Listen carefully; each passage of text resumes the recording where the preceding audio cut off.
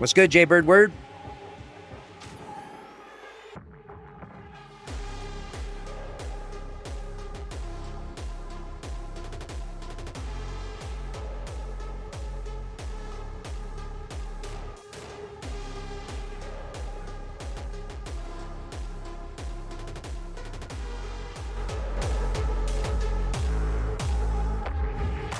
All right, get everything set up.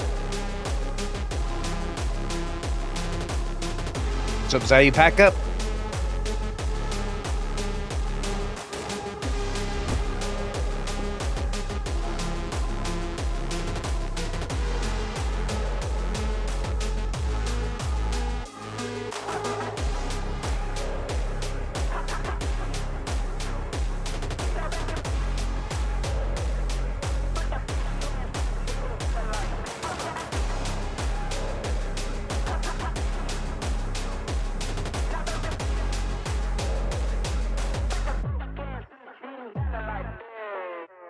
All right, we got some big news here. You ready? You ready? It's good. McKinney Sand Eclipse. Savito.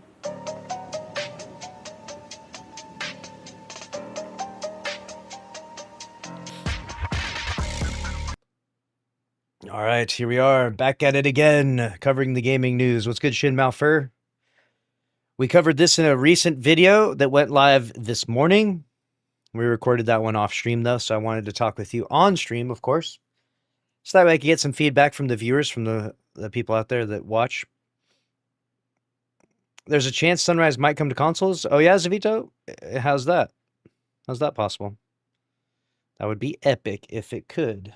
I would love to see that happen, of course. But I don't know what the technical limitations are for that. I'm not sure. What's up? What's up? Quartz. What's good, man? What's good? Welcome on in. You see the announcement of The Witcher 3 Remastered? No. That's awesome, though. You gonna buy that, Shin Malfur? What's up? What's up? Hey, everyone. Appreciate you tuning in, coming to the live stream. We got big news to talk about. Big news indeed.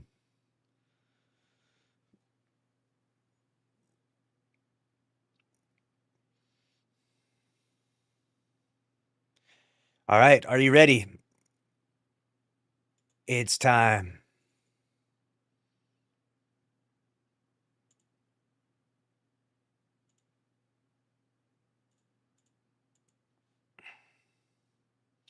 Let me adjust my camera here on this one.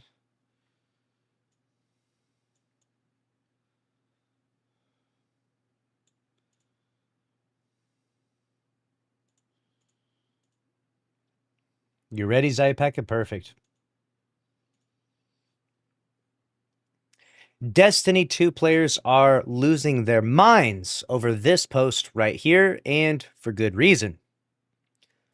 Paul Tassi, who has some insiders at Bungie that feed him news from time to time, has just said this. Now, is this real? Is this conspiracy theory? I'll leave you to judge. He says, as for the creator Wink Winks, I keep getting asked about where there's smoke, ... but don't let your imagination go too wild. Now, what could he be talking about? There's lots of different things here, but if you know Paul Tassi pretty well, he basically only makes 2 videos like we've talked about, which is Destiny videos and then hating on Marathon. I joke, but he obviously covers a variety of topics out there in the gaming world. But it doesn't have anything to do with Marathon because someone said, I assume it's just the leaked Season 3 Marathon stuff, and he says it's not. So more than likely, this is Bungie's incubation project. That's where I'm led to go with this, and we're going to look at all the different replies and all the different comments. But if you don't know,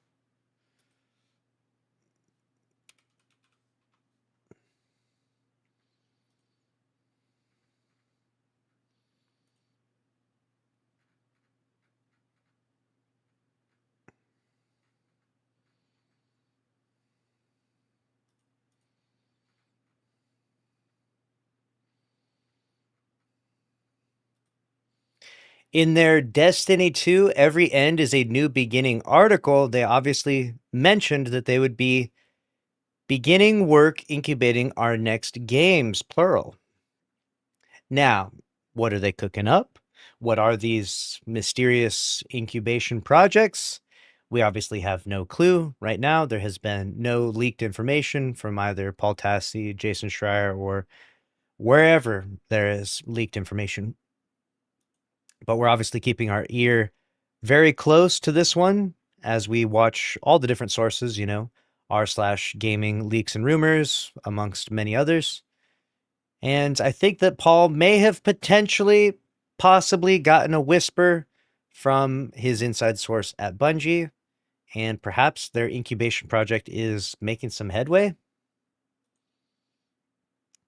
The key detail I think here is don't let your imagination go too wild, which, of course, if you think about what is the most incredible outcome from all of this, it would obviously be Destiny 3. I mean, that's what people really want. That's what we created a petition for that now has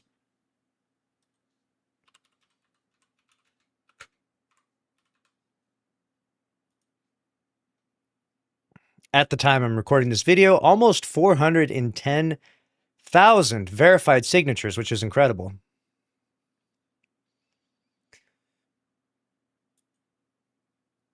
So clearly we sent a powerful message that we want Destiny 3. However, it's important to understand that that doesn't guarantee a Destiny 3 is made. And considering Bungie's current positioning with Sony and, the death of Destiny 2, and Marathon is basically knocking on death's door here. If you don't know, Marathon recently hit triple digits during one of its low points and even during its high points. I mean, right now it's at 2,400 people online. This is brutal.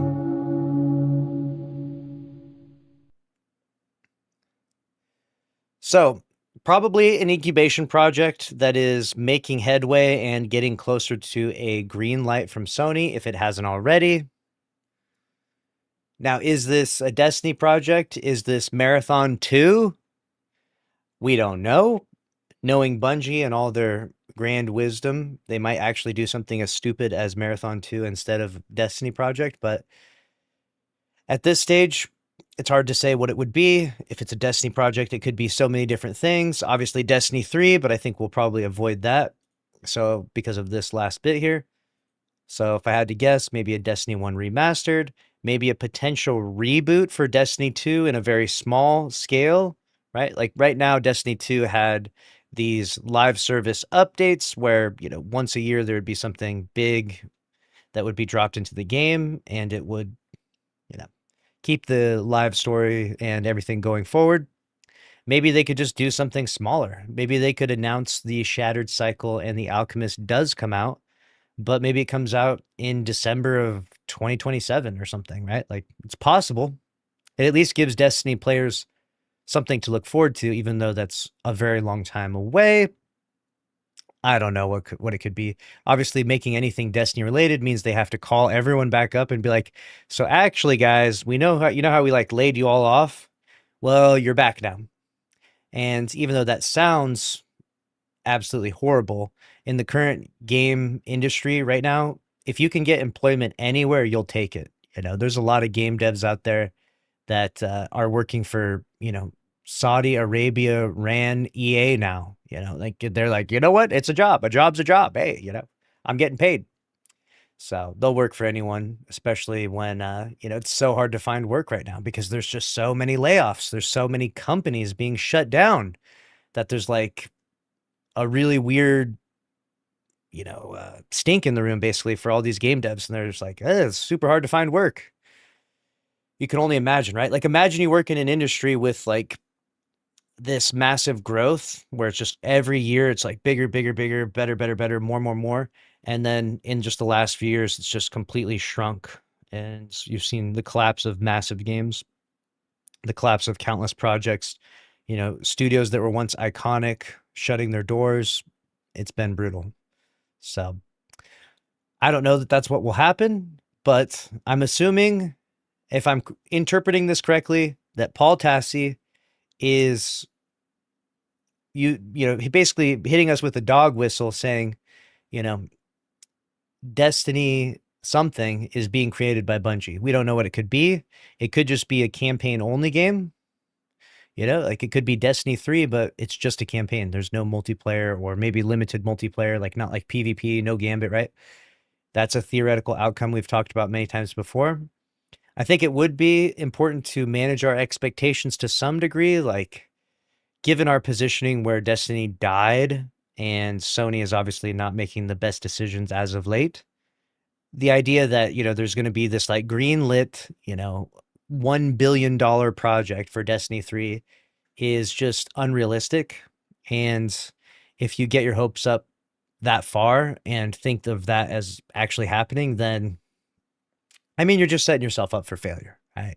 You're setting yourself up to be disappointed massively. So manage the expectations, understand that we don't know what's going to come from this. We don't even know how far along this is, but this would be our very first early sign, our very first inkling of something happening at Bungie, that incubation project going forward.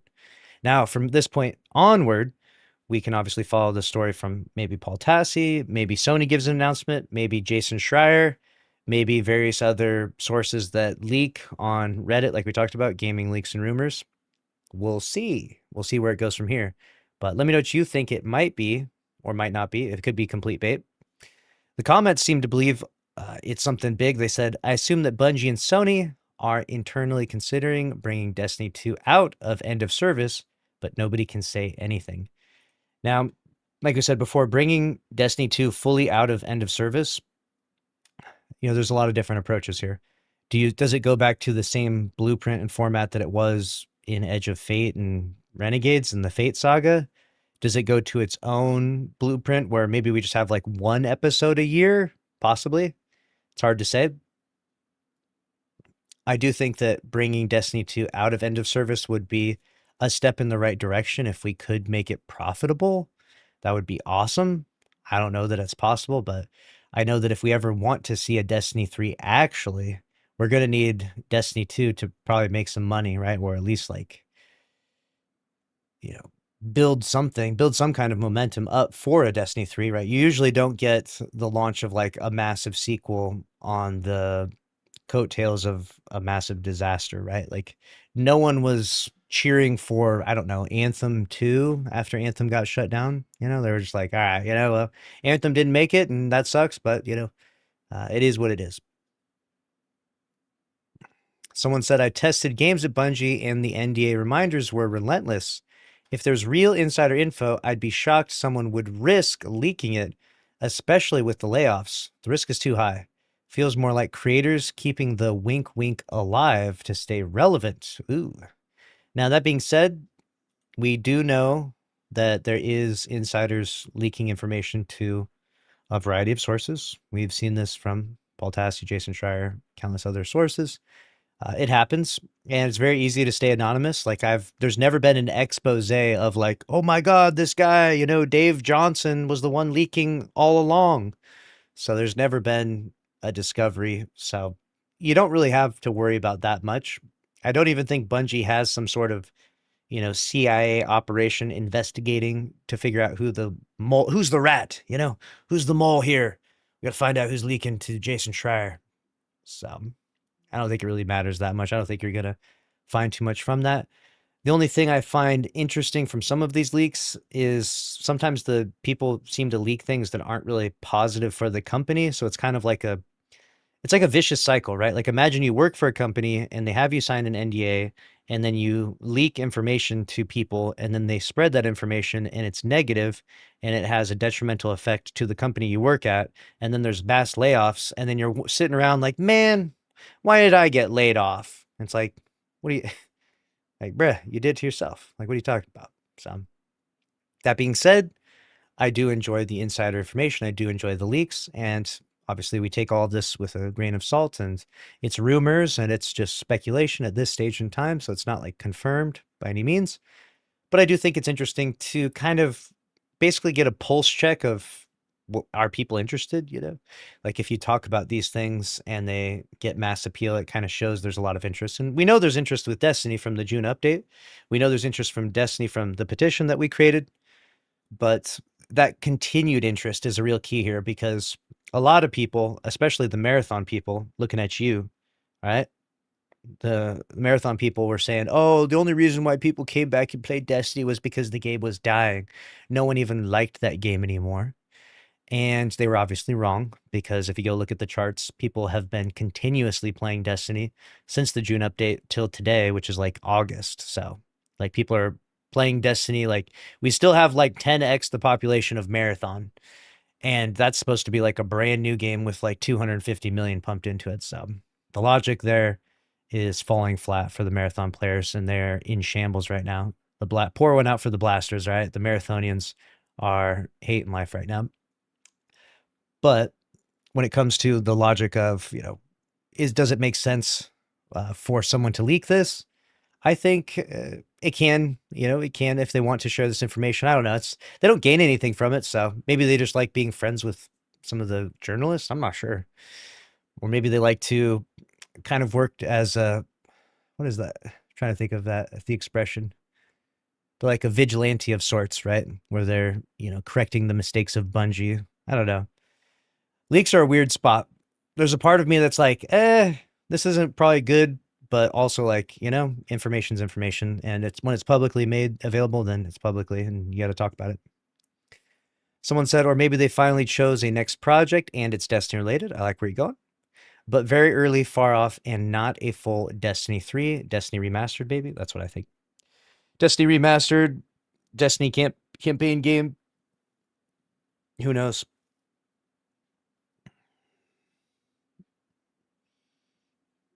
Someone said, what if they're just going to finish the story? Well, the Fate Saga is probably more than just the Alchemist, which was like the last bit that we know. Like, we know Shattered Cycle is next, and then we know the Alchemist was after that. And then there was supposed to be more after that. So theoretically, they could reboot it for a one-off, campaign in Destiny 2.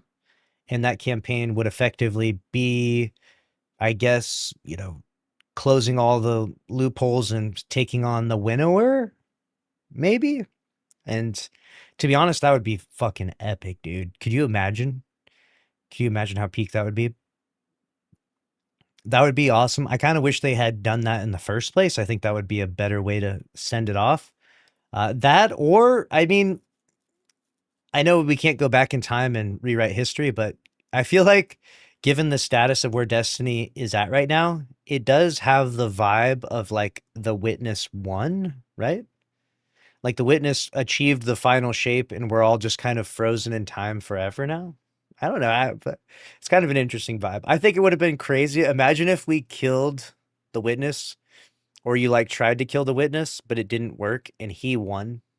The Witness won in the end, and we are frozen in time now forever.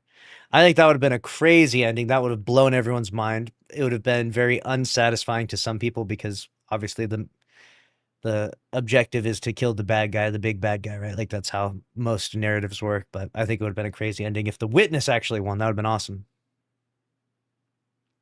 But there's a lot of crazy conspiracy theories here. A lot of people that are angry, frustrated, saying it's bait, things like that. I don't think that Paul Tassi is going to bait people for the sake of a couple Twitter likes. Like, let's be real.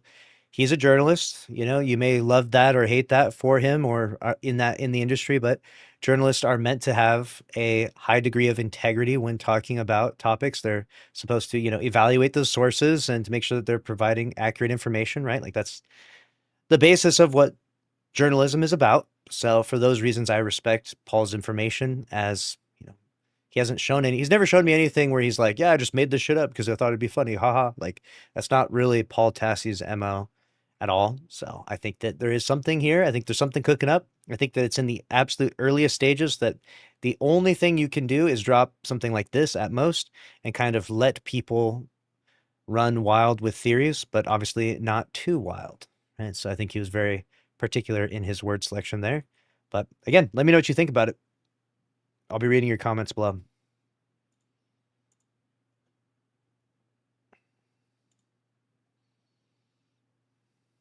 All right. Unvault content so Sunrise can be in trouble. I mean, it's hard to say what it could be. I'm not sure though, man. Obviously, no one wants to see Project Sunrise get stopped or anything like that. But ultimately, we want more Destiny content. Like, that's like the main shtick that we're all after. We just want to see Destiny continue and live on and things like that. And I don't know what it's going to take, and I don't know what the next step is. But clearly, as we've already said many times before, clearly, Destiny is an IP, a consumer product that can generate a certain amount of money. You know, whatever that is, whether it's, you know, 100 million a year or what, right? Which might be the case. It can generate a lot of money. It's just, can you make that profitable? And most industries, most businesses, if they can find something that can make any money, that is the dream scenario, because optimizing and optimization is something that has already been fine-tuned to a perfect science. Like this, the key is finding something that is actually worth, like, that will get consumers to actually spend money on it, right? That's the key here. And Destiny is that thing. Destiny is the thing that people will spend lots of money on and have spent lots of money on. And so the goal here is optimization, is management, is, you know, setting expectations that match that. So that way Sony can invest X amount of money into the project, whatever it may be, and make money back. Because, you know, investing, let's say you invest $300 million into another year of Destiny, right? Let's say, if that's even how that works, right? But then it returns, you know, 250 million. It's like, well, you just burned $50 million. That sucks. Sony's not going to keep doing that forever. Like, you know, as much as you love Destiny and I love Destiny, you know, if it's unprofitable from the way they're doing things, then they have to fix that. They have to, you know, get rid of some people. They have to, you know, readjust the salaries. You know what I'm saying? Obviously, the salaries are a little crazy with Pete Parsons' fucking car collection. Goddamn. Bro was out here with the fucking whole car garage full of cars. So clearly the salaries were scuffed to some degree. I don't know that the CEO of Bungie or the CEO of Destiny, the game, effectively needs to be a multi-millionaire, you know? But it's kind of the way it goes for some of these businesses. All right, I gotta go to the bathroom. I'll be right back, chat. And then we'll keep cooking up. We got more to do, and I'm going to continue my solo flawless. So this is the last dungeon. Give me 1 second. I was jump scared there.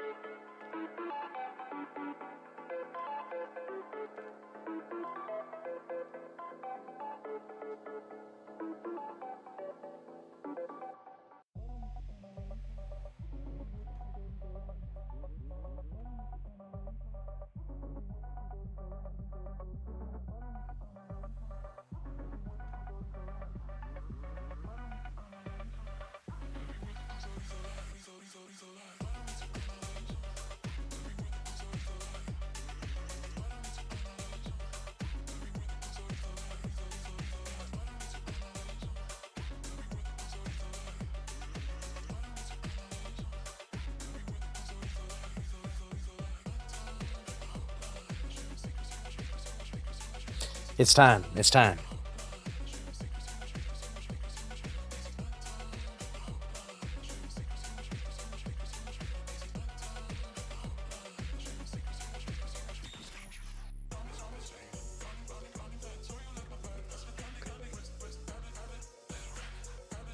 Launching Destiny 2, my dudes. You already know. You already know it's going down.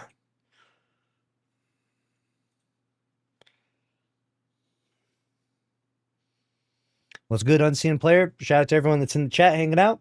We covered a small news story so far. Well, I shouldn't say small. It's actually might even be the biggest news story of the month.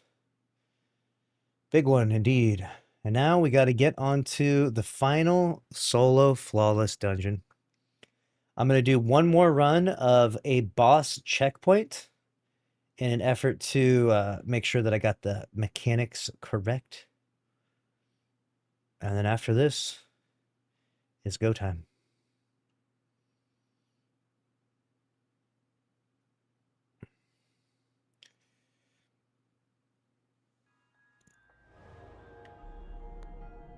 Thank you, Radar.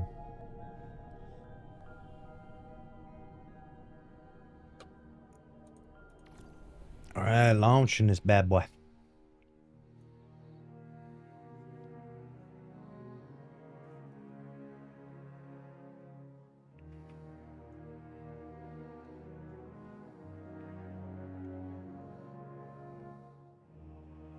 Got this, Jay Lockley. I appreciate that, Jay Lockley. I need all the positivity I could get because this final boss is actually evil. This guy moves around too much. And his slam, they intentionally made his slam that it like knocks you back a mile. And I think that is pretty evil. I think that is very evil. Why do that?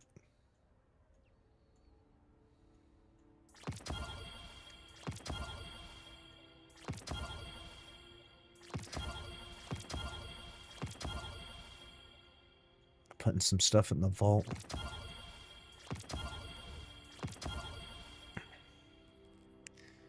Dungeon Equilibrium, launching that bad boy. I hope you enjoyed New Zealand when you come over. Yeah, I'm going to be heading to New Zealand in about 2 weeks. Believe it or not, 2 weeks. And I'll be there for several weeks, for about 3 weeks. And looking forward to it. Looking forward to it. Over there in New Zealand, the existence of New Zealand implies that there is an old Zealand.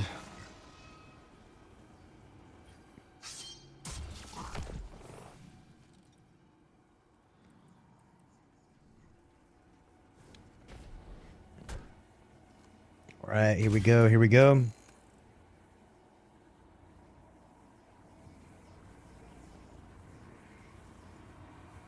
Open the door.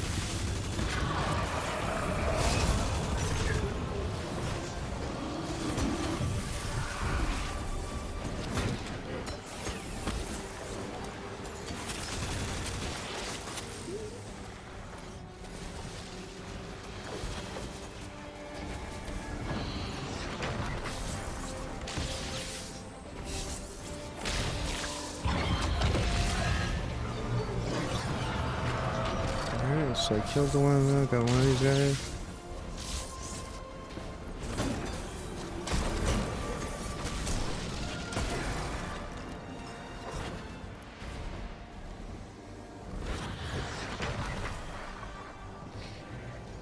Like that Zealand is in the Netherlands? Interesting.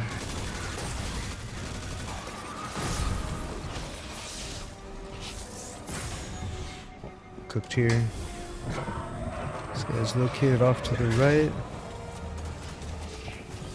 Oh, I had the buff? What the heck? I didn't realize I had the buff. Could have got that guy. That's awkward.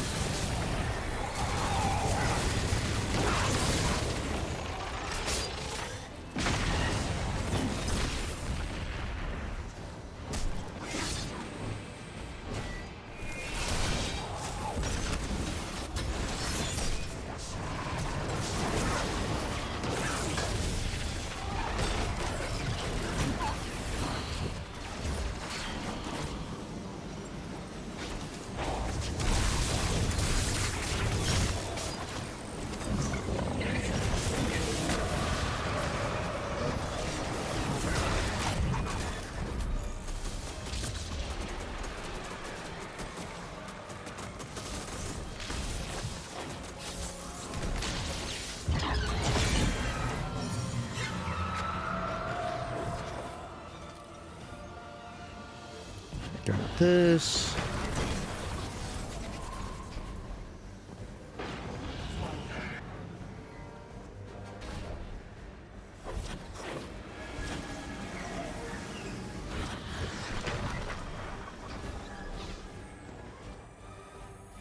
Does Europe say Zealand or Zedland? I think people say Zed. Yeah, Zed. All right.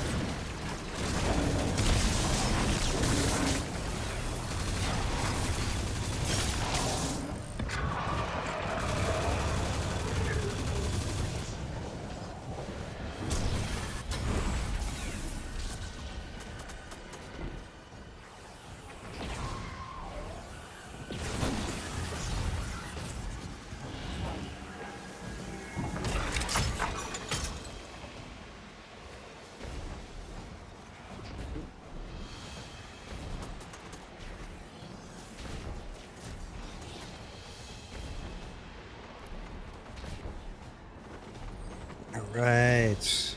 Got this. We're good to go. Very good. This.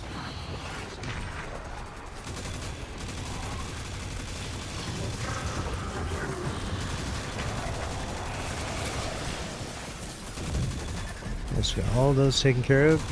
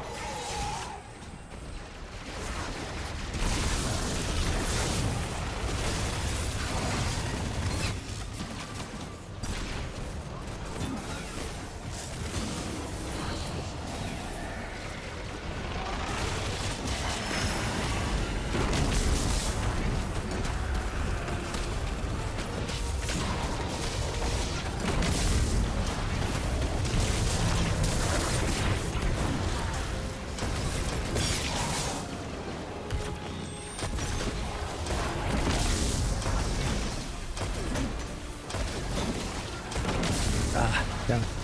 I was literally trying to throw this damn thing.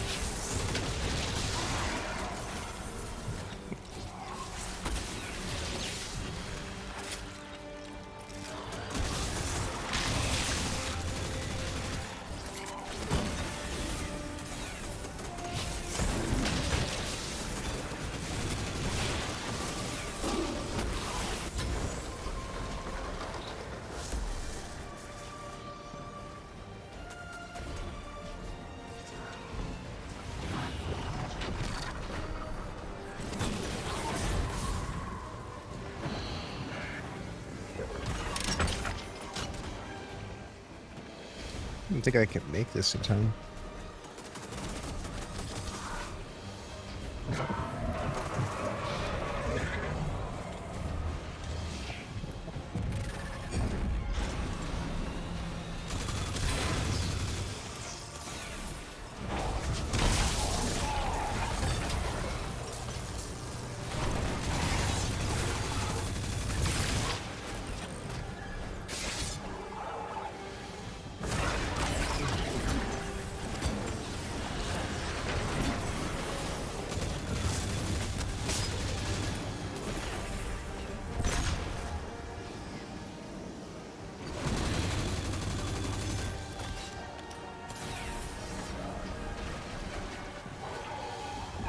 I don't see any drops. They're channel drops.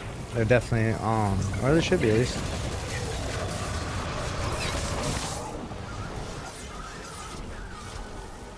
Damn, dude, I got clapped so fast right there. What the hell? That was actually messed up, dude. Alright, I think I should do 4 of the things. I'm gonna try that this time. That was unlucky, dude. That was. That's why I need to do 4, though. Then I don't have to deal with that.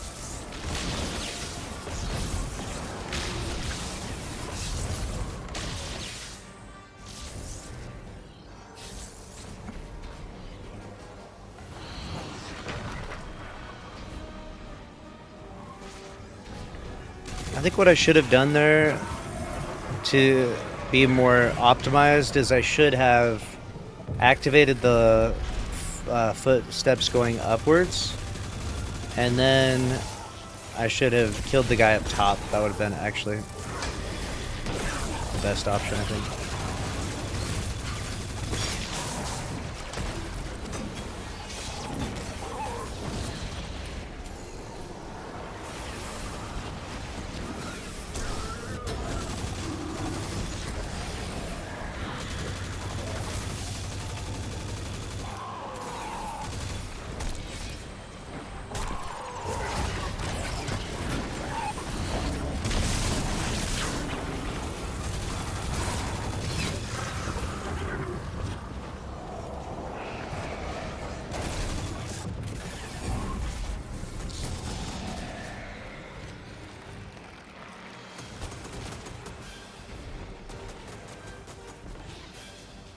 I guess since I need to go up top, I should just go up top immediately. It's actually the better decision.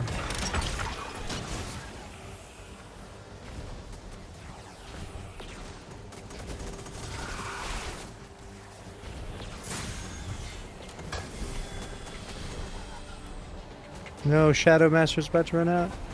No.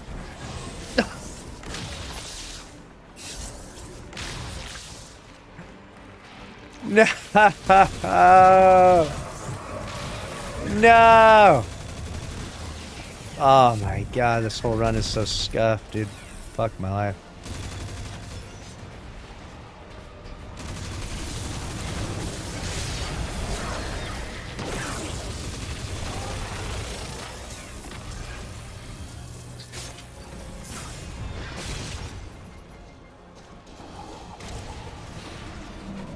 I've got to get a better routine down. I've got to get a better routine down. Making all of these like really critical mistakes when you're actually in the flawless attempt is just like too stressful. And you're significantly improving your odds of failure. So I want to just like go in and like actually be locked in and figure everything out here. Like I want the run to look pretty smooth, pretty well organized, if that makes sense.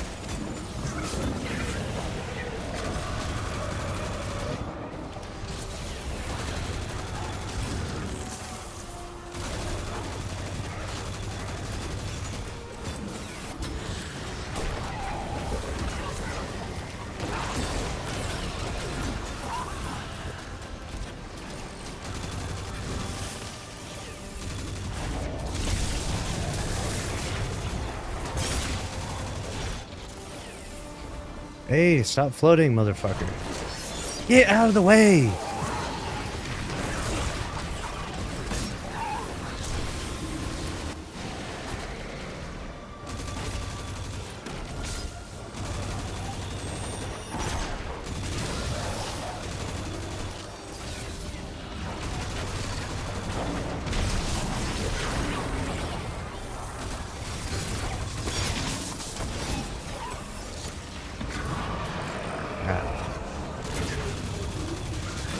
Alright, so far this is good. I need to go in one with Shadow Master so I can immediately do this. And then I want to do this. And then I want to do this. And then I want to immediately grab another buff. And then I want to go up top. I don't know why there's no other buff anywhere.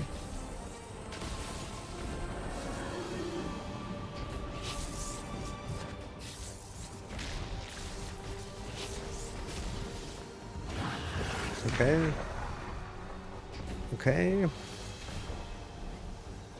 Now where's the button around here? There's the button.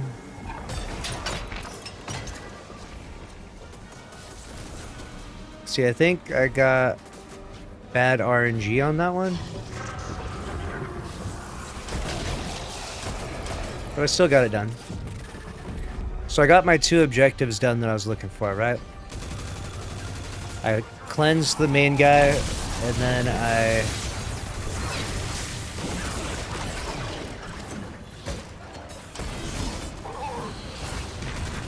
cleansed the main guy, and then I killed the guy up top. That's good. Now all I need to do is go back and just get the 3 guys around the ring now. So I got the guy in the middle and the guy up top.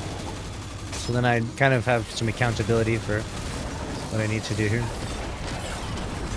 It's like pretty easy to remember what's next, basically.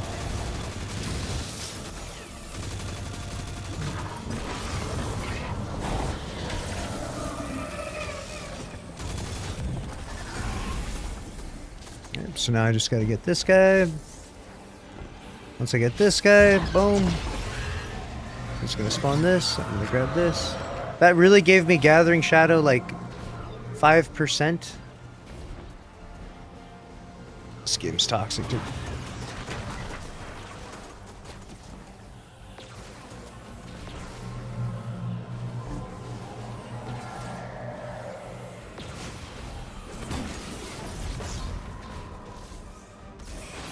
Dude, at this rate, no. At this rate, no. Just fucking killing these guys. This is gonna take like so many entries to get 4 of them. Just fuck it, dude.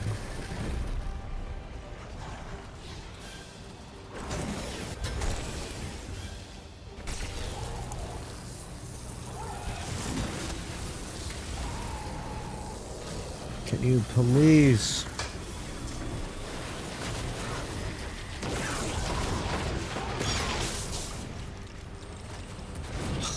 That was really sketch right there. If I shot the hands, I lose the buff. So I went for the buff, and I almost died to the hands. That was bad. That was bad. Alright.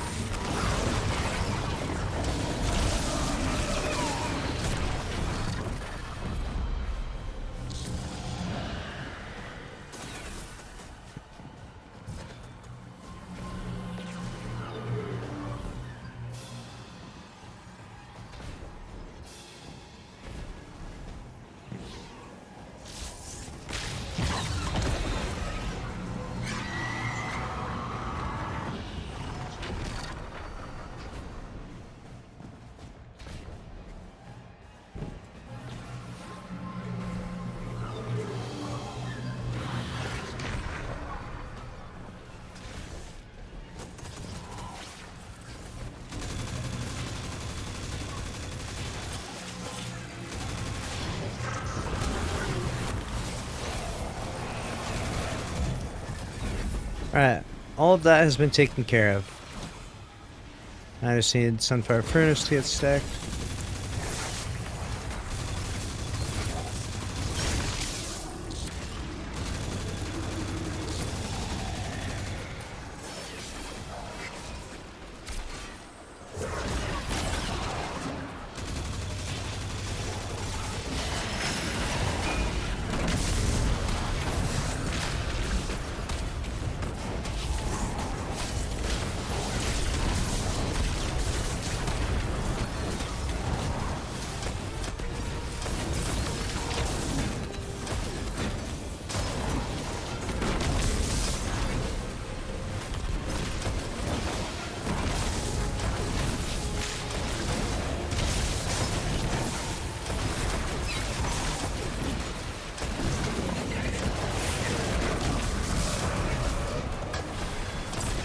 Damn.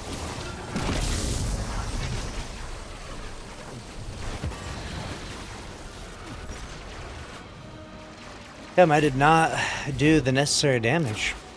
It's brutal. I wonder why I didn't do the necessary damage.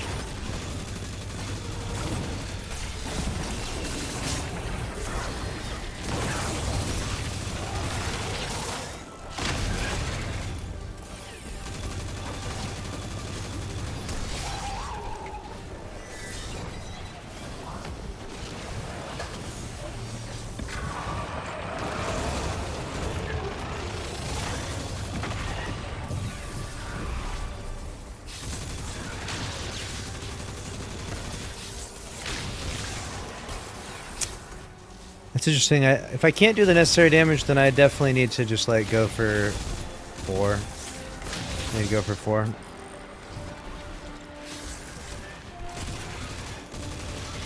Sure, and all that lightning is is very bad.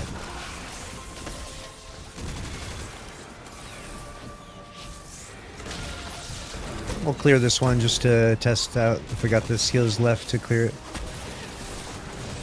Lost my shadow buff. Unfortunate.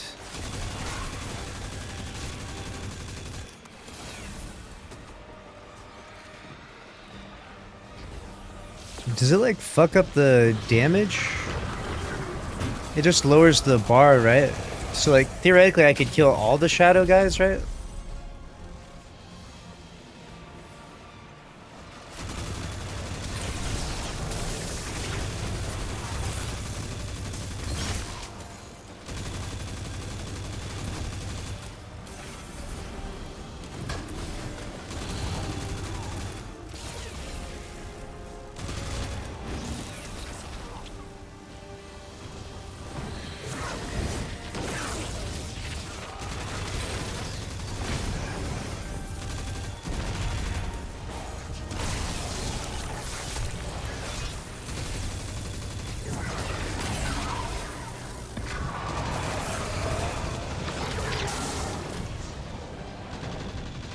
Good lord, dude.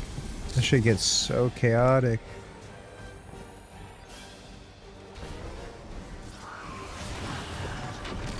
What happens if you kill them all? kill all. Why throw hammers when spin is better versus this boss? The problem is the spin keeps like not connecting on the guy, so I don't know what the hell's going on with that.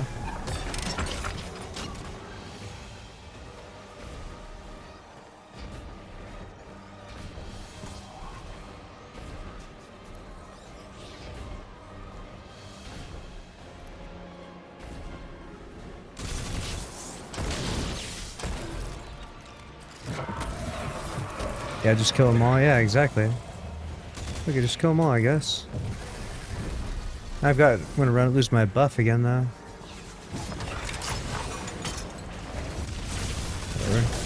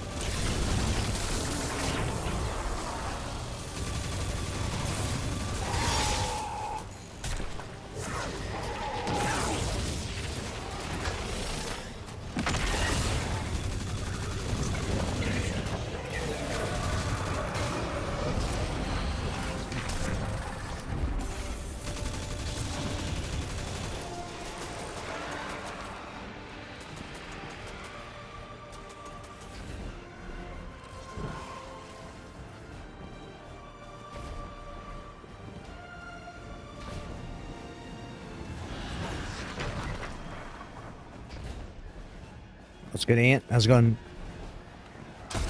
I sent that out to you today, Ant. It's the Ace of Spades.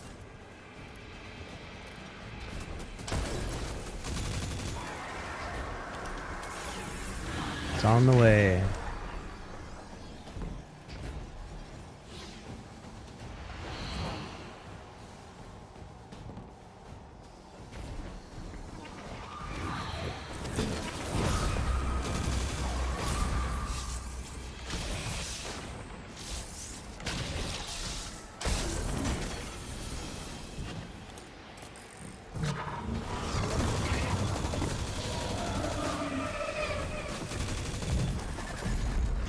Wish I had a long-range weapon where I could shoot that.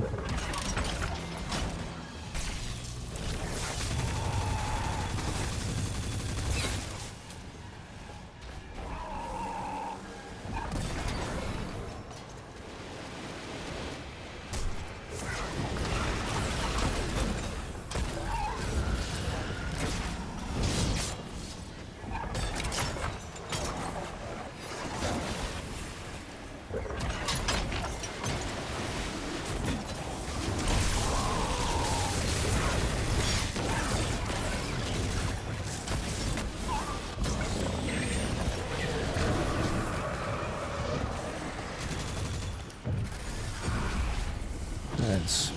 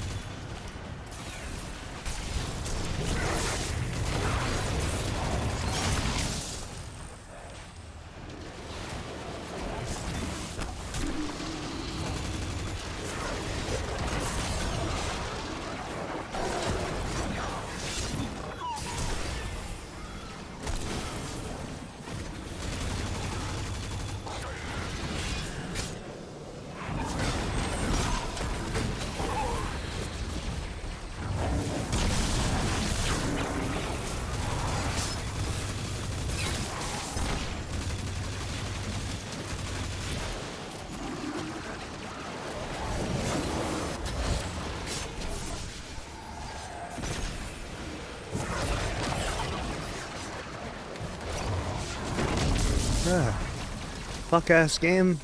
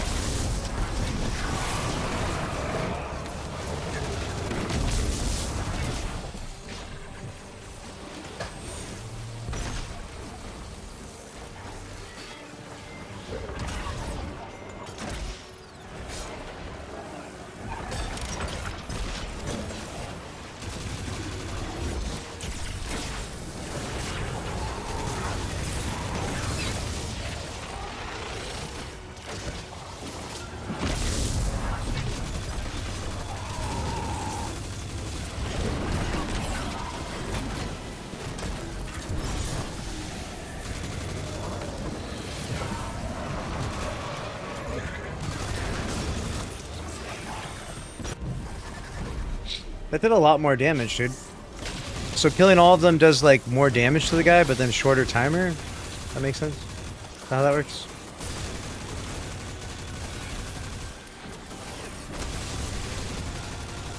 Seems like I would want to kill them all then.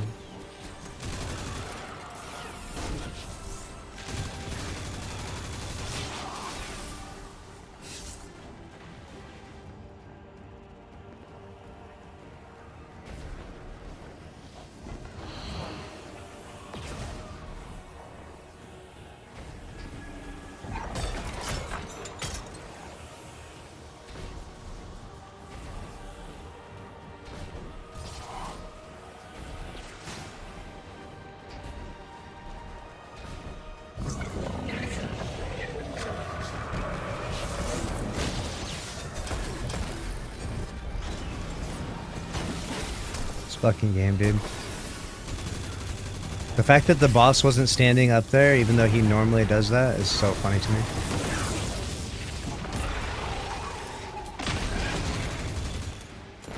The boss decided that time to be down the lane.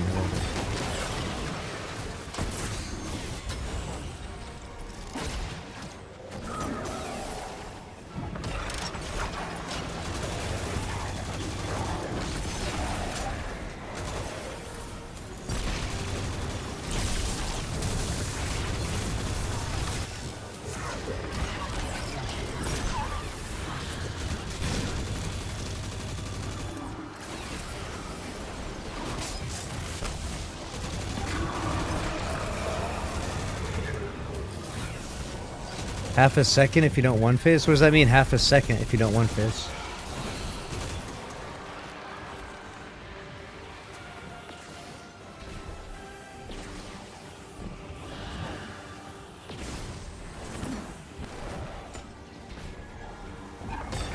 How does the mechanic... Oh my god. Ugh. Don't fall off the map now, please. Dear God. How does the mechanic work, like with killing these shadows? Like, what is, like... I see there's like a line there, but what is that in regards to?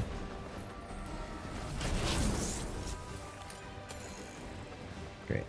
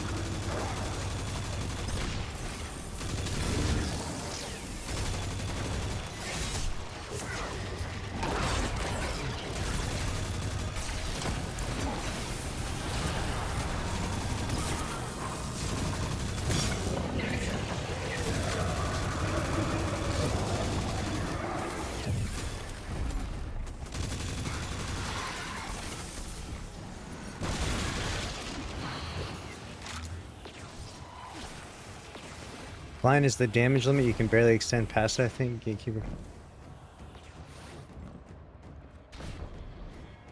So, do you think you should kill them all, or do you think you should cleanse one, or what do you think? Also, triggers the ceiling. Kill it all.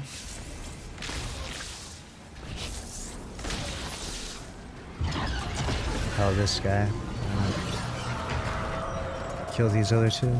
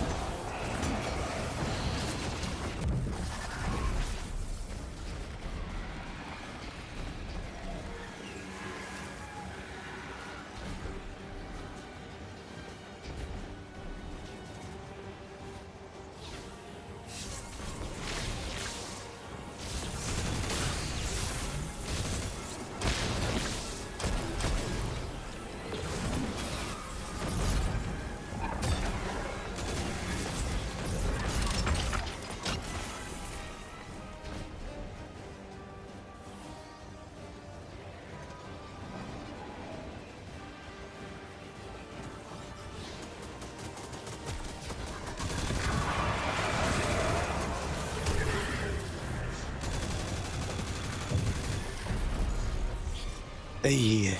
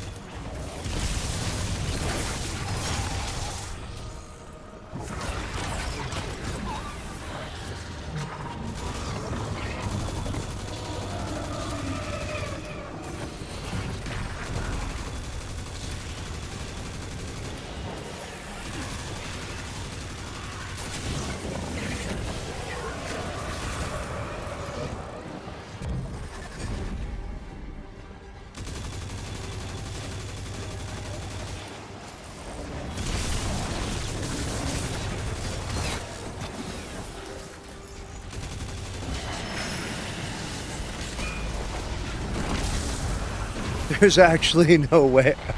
Oh my god. I was about to lose it, dude. If I didn't hit that pole, I would have just died. Oh, that's so funny. Wow.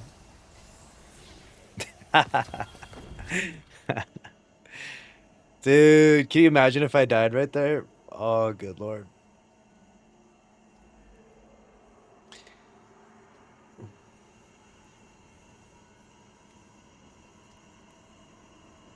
Yeah, I was doing Burning Maul and I was like spinning and I was like missing him and shit. Yeah, it was I know it's really good. I was watching someone do it. I just found it really difficult to like actually keep the damn spin on him. Yeah, it's not going to be as clean, I guess, but it's I just felt like it was connecting better.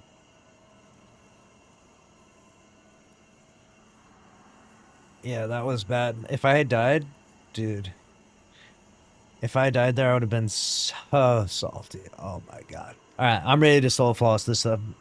Let's do this shit. Let's do this shit. I'm ready. I'm more than ready.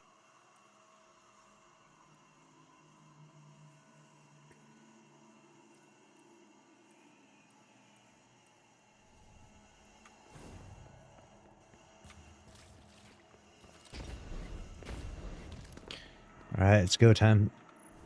This is it.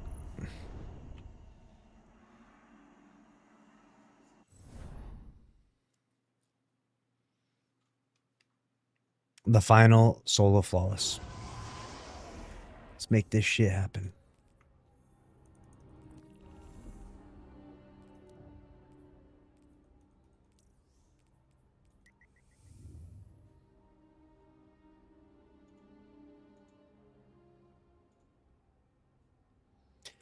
The final solo flawless. Equilibrium.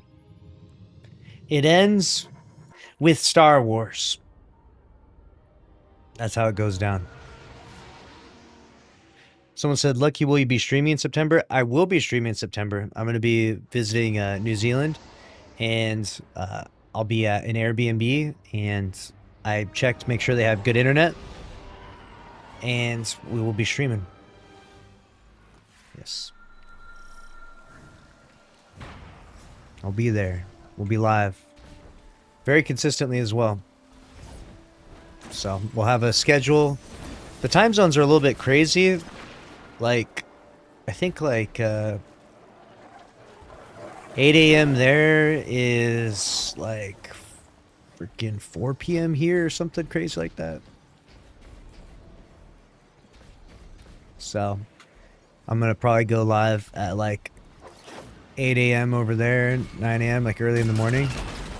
And then over here it'll be like little nighttime streams, which works out pretty good actually.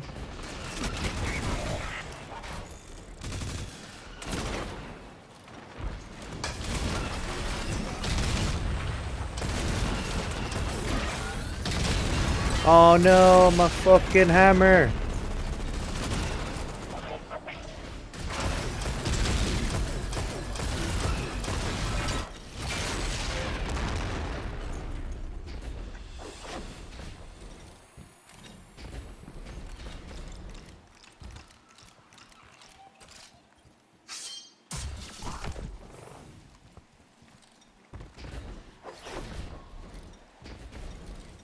I got this. There's no good luck.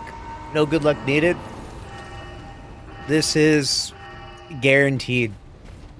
There's zero chance of me failing here. There's a better chance of Daruz getting a kill in the Crucible than there is me dying here. Think about that. That's how confident I am.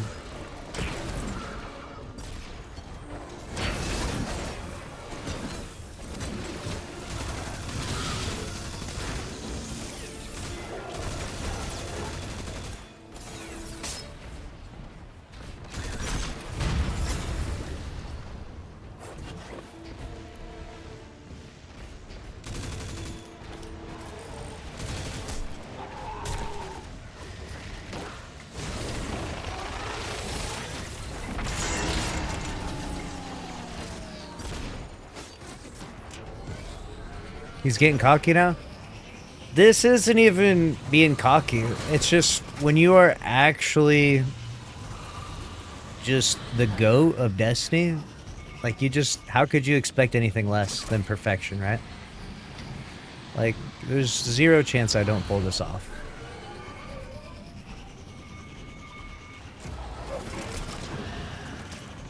Like, you might as well just end the stream and just go to sleep because there's no chance this doesn't happen. You know what I'm saying?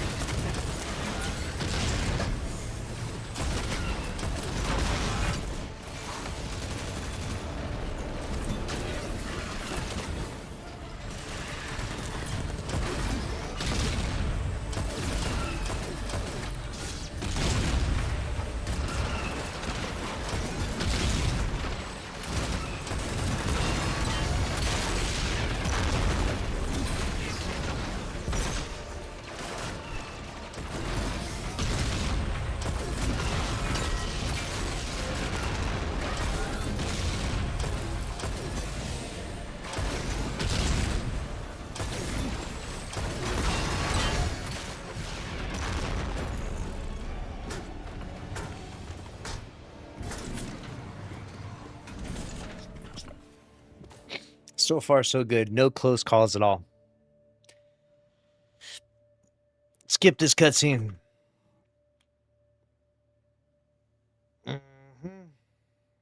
Let's go.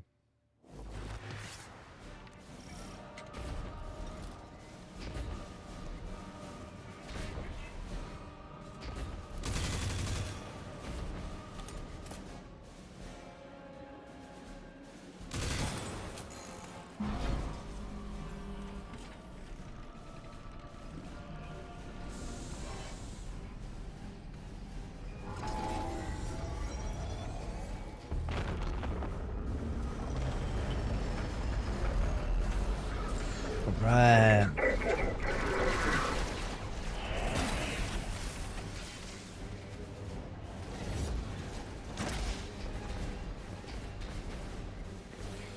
Used to be a Destiny 2 memer, it had some good memes. It's interesting that the memes thing was like really, really big for like many years. And then like social media algorithms just like changed their algorithms to like make them not as popular? Or maybe it was just a trend, I don't know. But memes were big, big, big for several years there. I miss the meme era, dude. It's not that they're not big necessarily anymore, but they're not as big as they were. Is Destiny 3 out yet? Last time I checked it wasn't, but, you know, I could double check again just in case, you know. Sometimes small news like that kind of slides under the radar, you know? So, it might be out. Might be announced.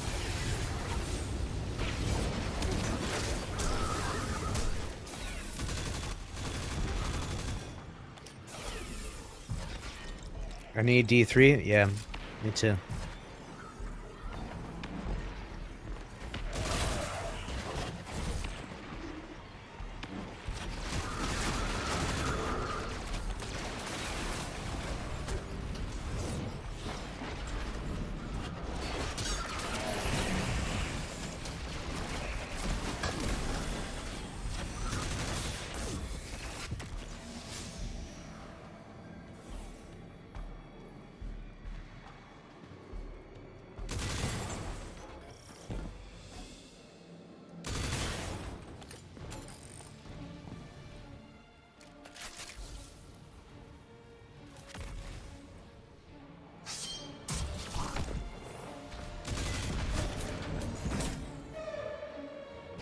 You're gonna die, Chud.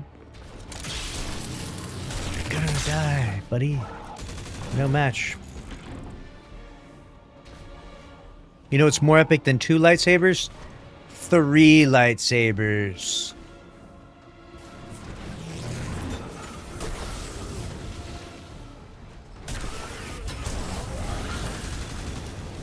Modified peen saber. That's what, dude.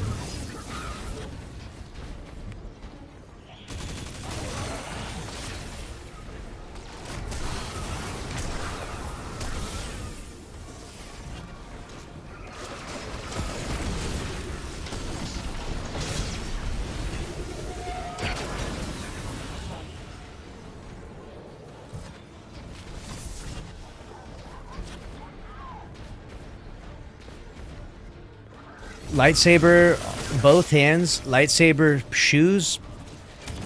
Lightsaber legs.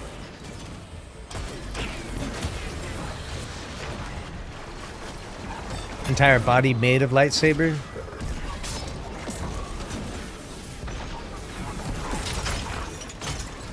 Am I the only one that thought like General Grievous with his like crazy multiple arms with lightsabers, that was like the sickest thing?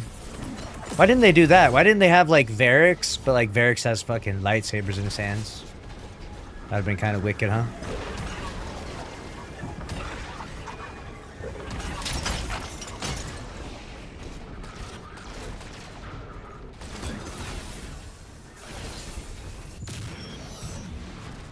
The glaive lightsaber should have been a thing. Ooh, that would have been epic.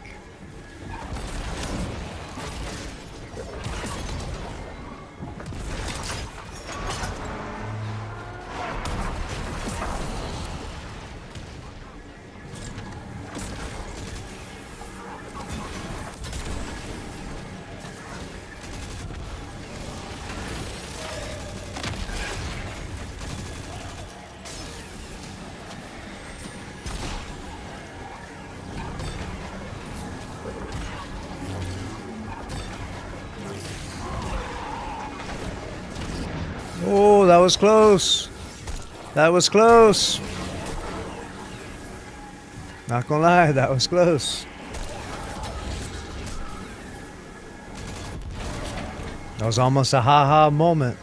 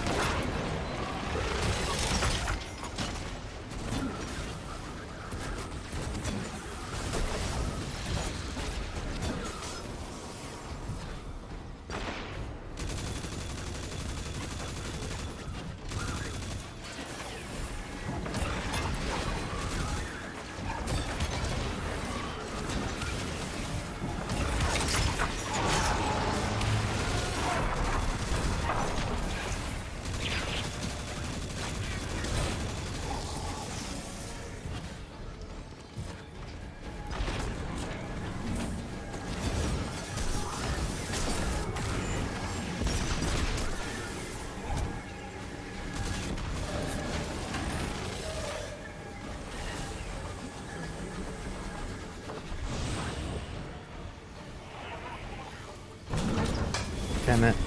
It's really fucking annoying.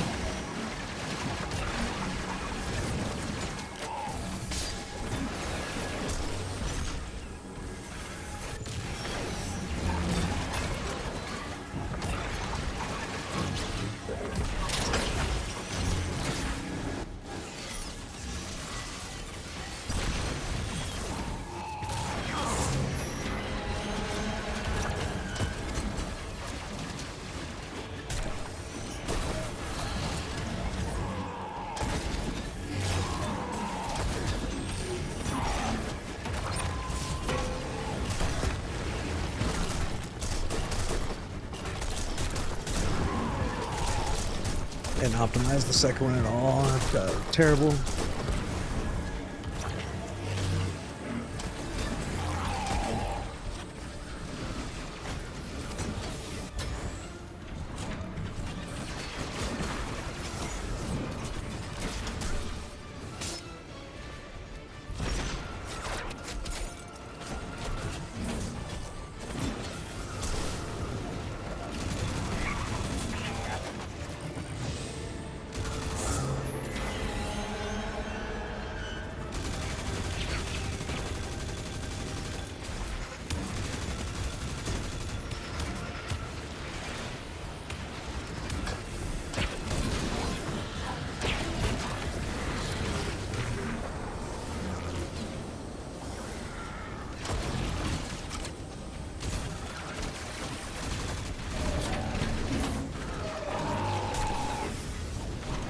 Bruh, stop jumping over the fucking thing, dude.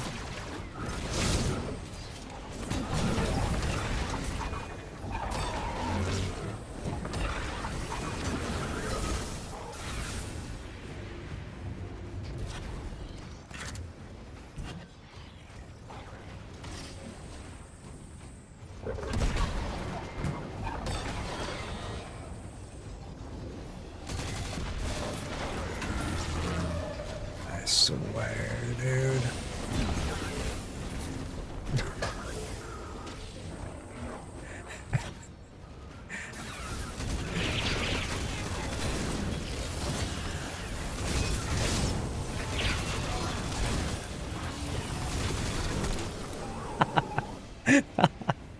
I'm losing my mind over here, bruh. What the fuck, dude?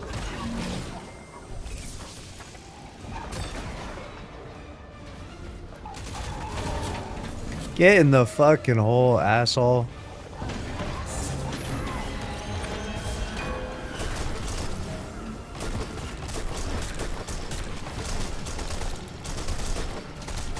Without the buff, this sucks.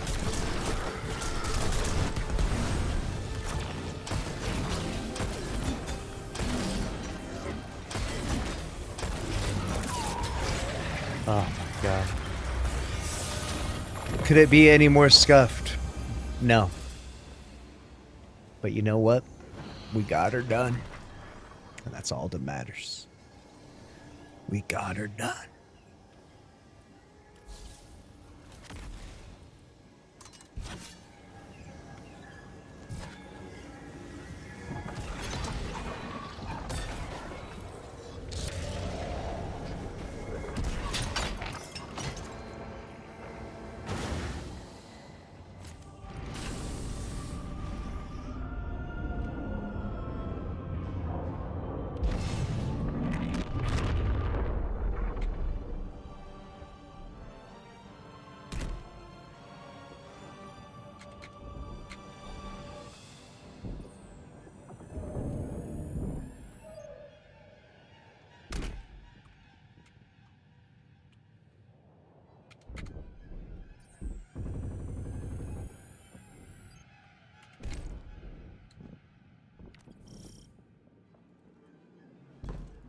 God, that was bad. But hey, we got it done. It's crazy because like the optimization of this build is so good when it's done properly. But the difference between scuffing it up and doing it right is like night and day. Which is kind of the way it works for good builds, right? Usually it's like a lot of setup and then you're really powerful.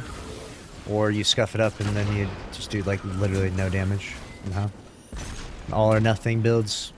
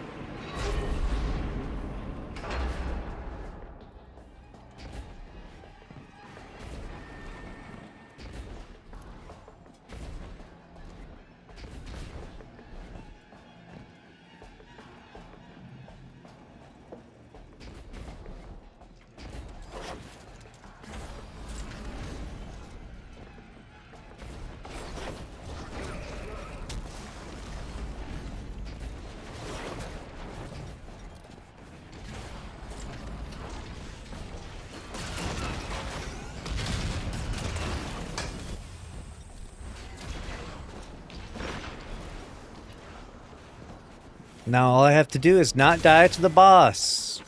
Easier said than done. Why did that ever become an expression? Easier said than done. Everything is easier said than done. Like... what?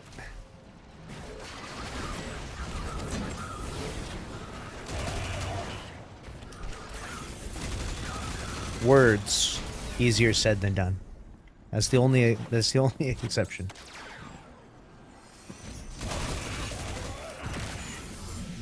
What's something easier done than said?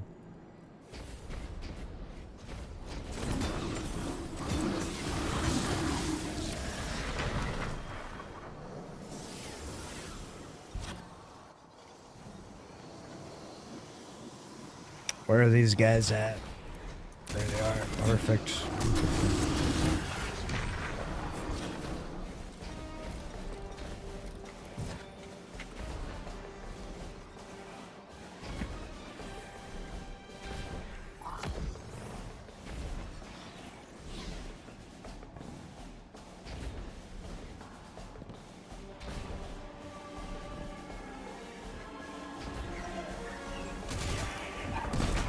Farting? Easier done than said? Okay. Farting, maybe breathing.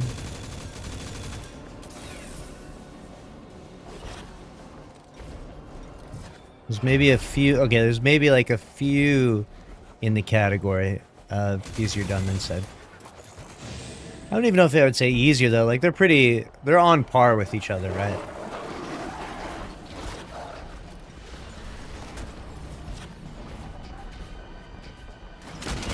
Sometimes farting can take a lot of work, actually. You ever had one just stuck in there? God damn.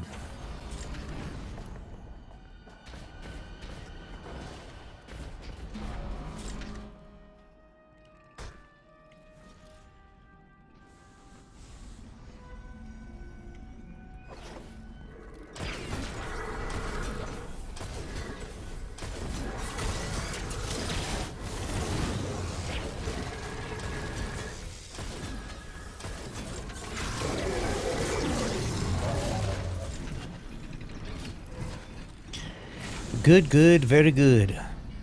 We're back to the boss again. But this time, you're gonna die. Buddy. You're not making it out.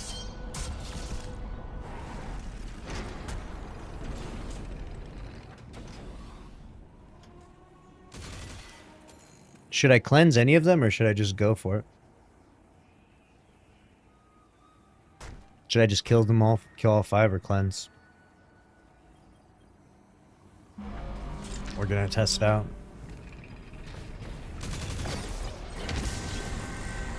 I just clap them all, fuck it.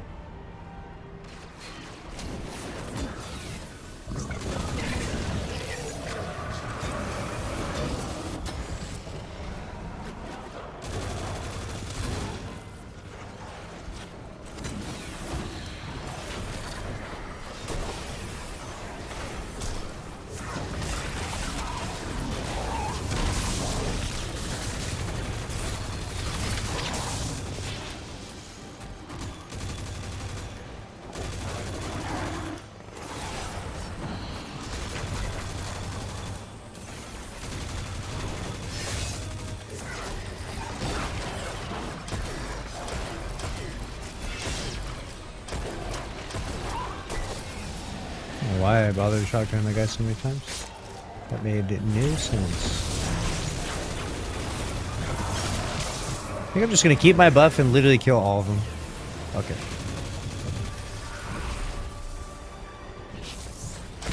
See how this goes.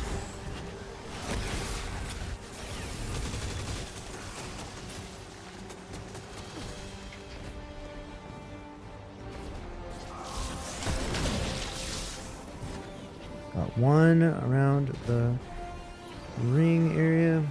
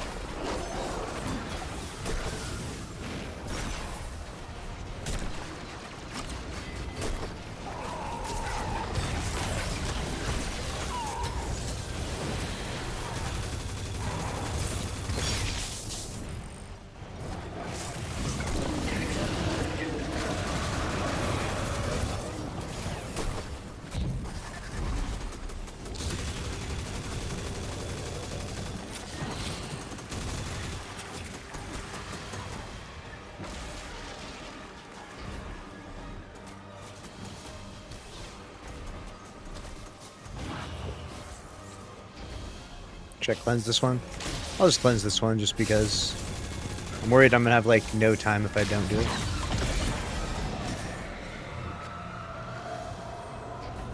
I figure out where the last guy is, though. That must be him over there.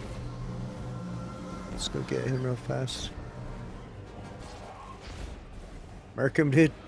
I'll do one. I don't even know that it matters, but I'll do one.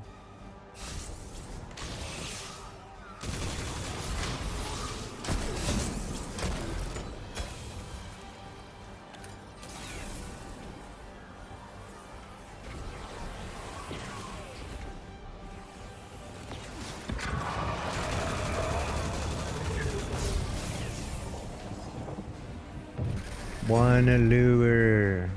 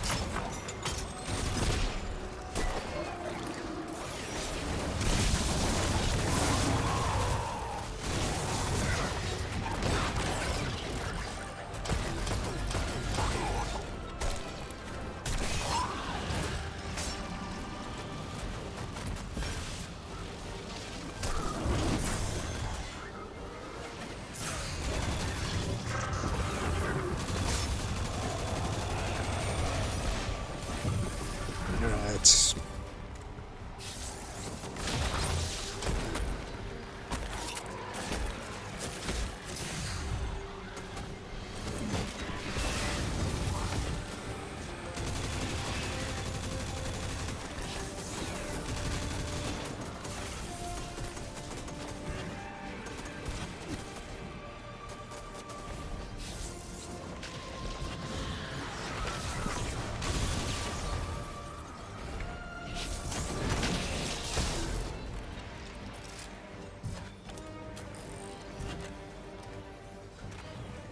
And I got one to the left.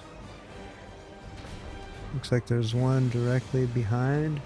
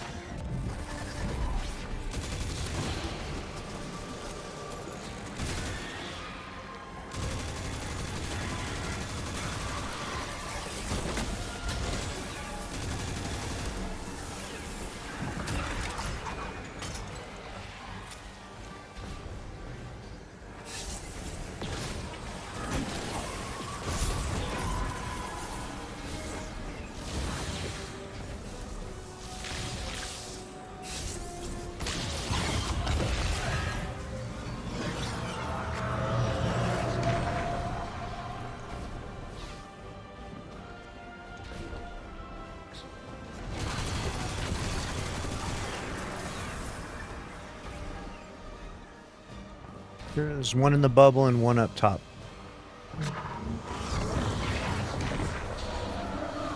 One in the bubble and one up top. Got it.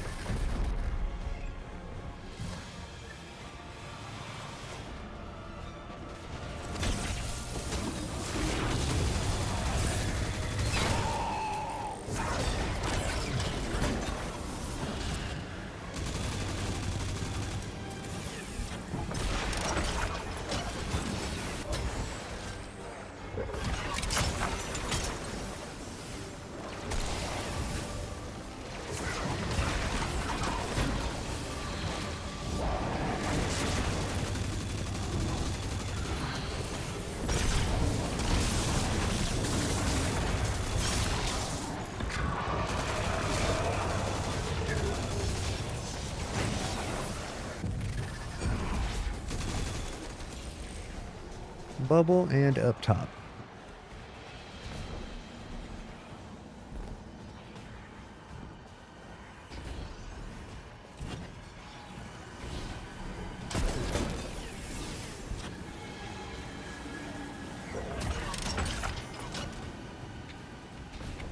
Hey.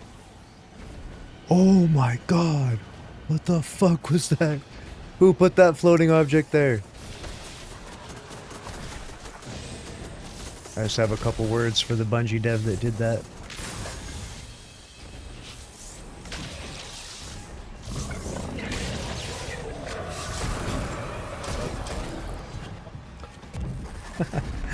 Oh my god, that made me jump.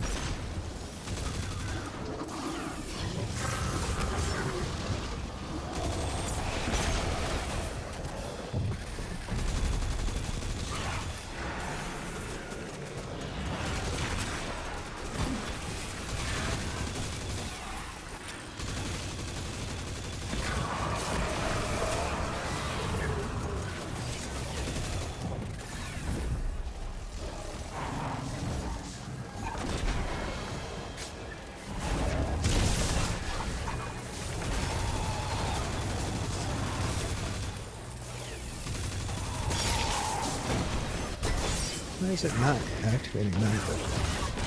Why have I hit this 3 times and it has not activated? Don't fucking work. Him.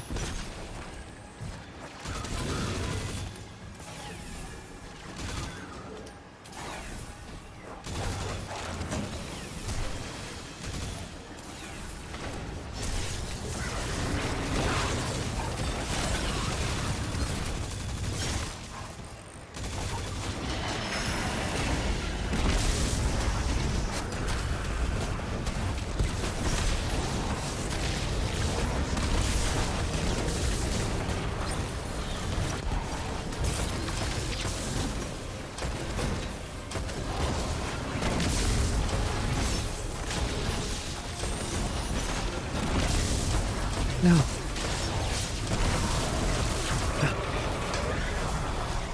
Cruel world.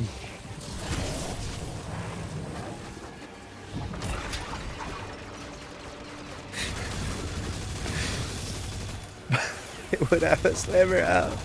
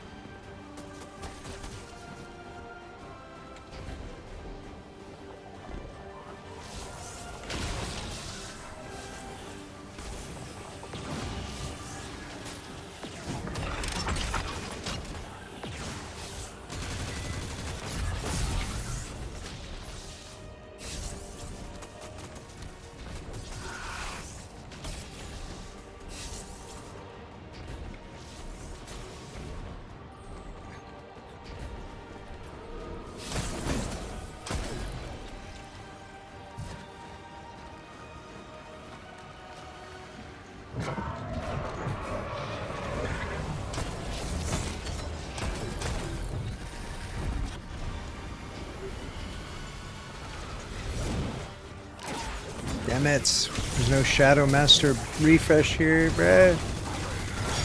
So cursed. Where the fuck were you, motherfucker?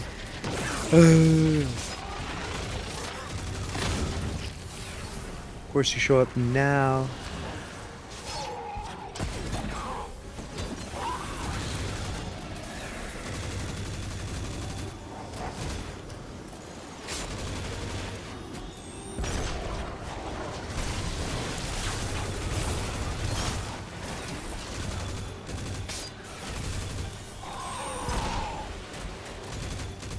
What are you even doing up there, bro?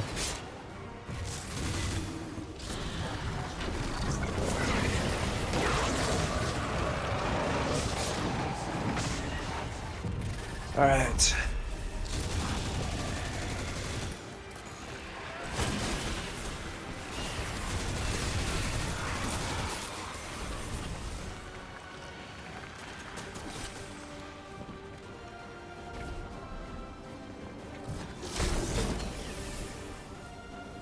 Cooked. And I need more of the buff.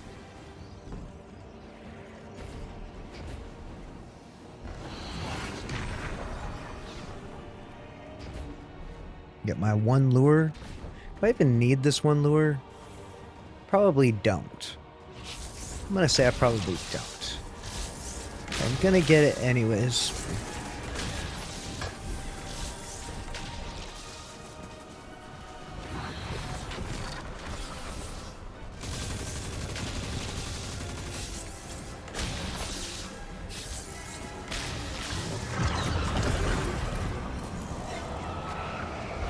Can you give me the buff? This game is fucking ass, dude. This game is ass. It didn't give me the buff. It just said, fuck you.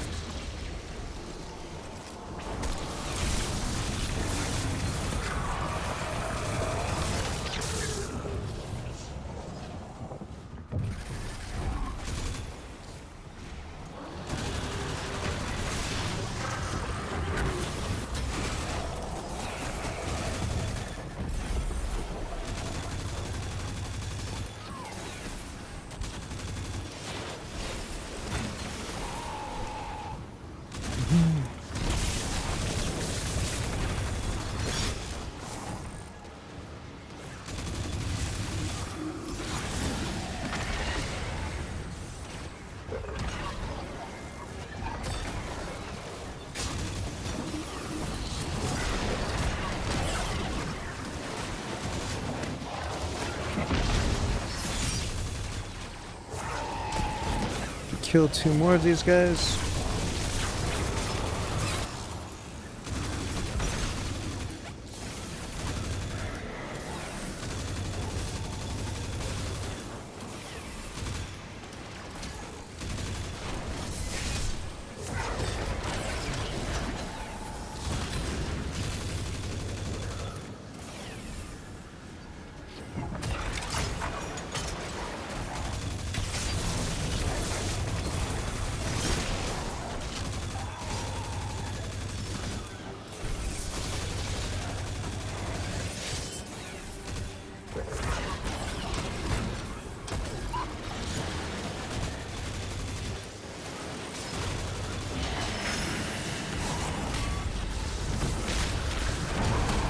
Fuck out of here. Let's go. I did it. Every dungeon in the game. Ah. That was a journey, dude. That was fun. Now what do I do? Now I wallow in my destiny depression. Rep.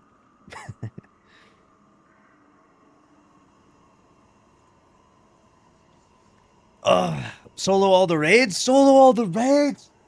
Oh my god. That would be insanity. Solo Root of Nightmares. Theoretically, I could do that, but I don't know if it's even worth it at this stage.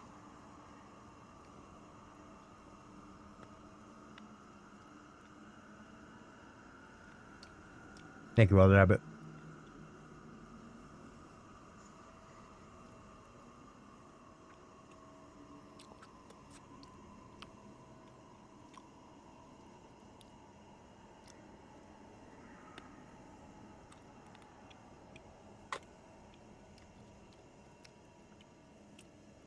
Get God Rolled Shine from Pantheon.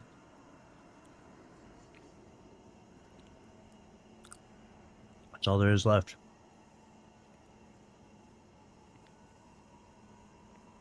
Solo all raids white gear. You guys are crazy.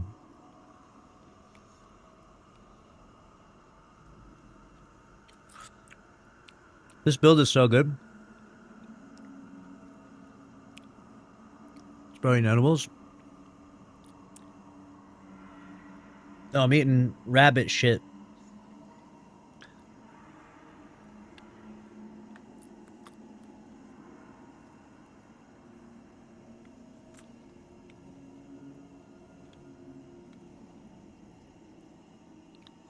These are dark chocolate covered almonds.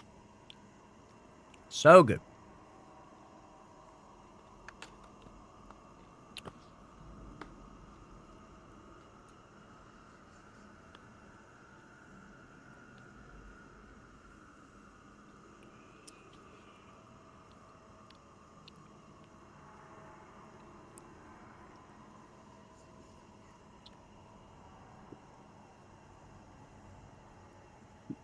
You become the new esoteric? Joke's on you. I was esoteric all along. That's my alt account.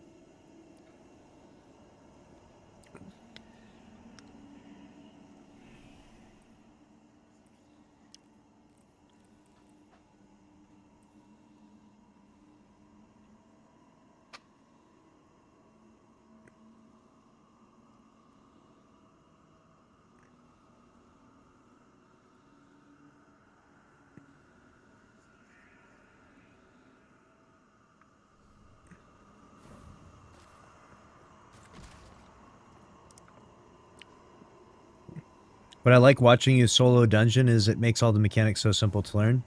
Then watch someone explain on YouTube. Yeah, I mean, you can imagine if a Neanderthal like me can solo this, then you can too, right? Like this should inspire hope. If anything else. I only joke. But it ain't easy to do these solo flawlesses, but once you spend time with the encounter, you kind of learn a certain rhythm. The goal each time you die is to try to take something away and learn something meaningful. And then theoretically, however many iterations it takes, you will have improved so much that you'll be able to pull it off. You know? That's the thing.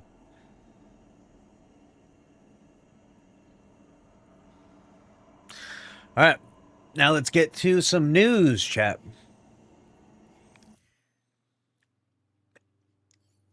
Get into that news time. Let's see what we got here cooking up.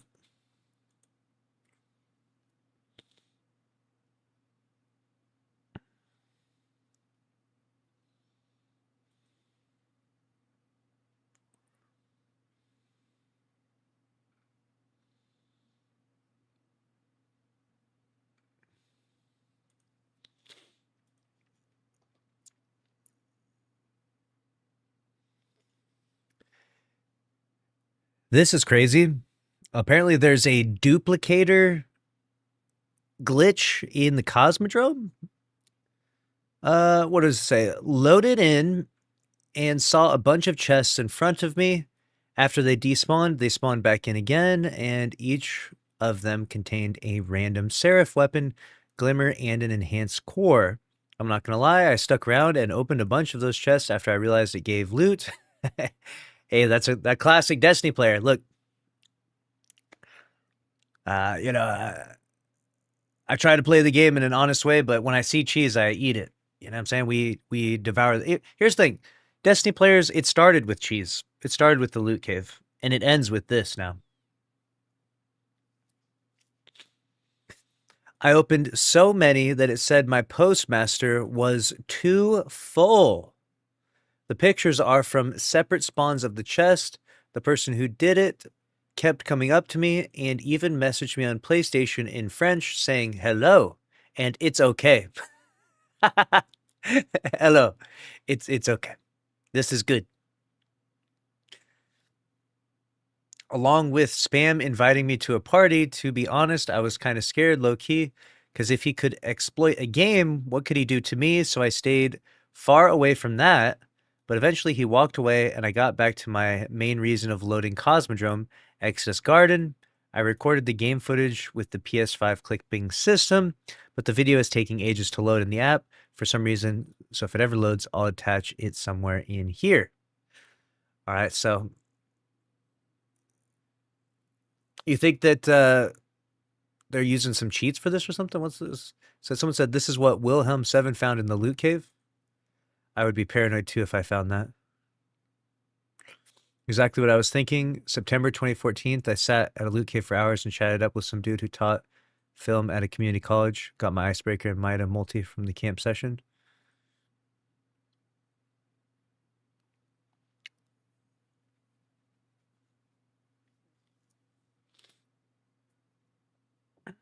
They banned the people who did this last time. Was a Twitter post about it, if I remember right. Interesting.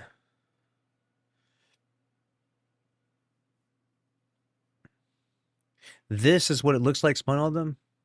Let's see here. What is this?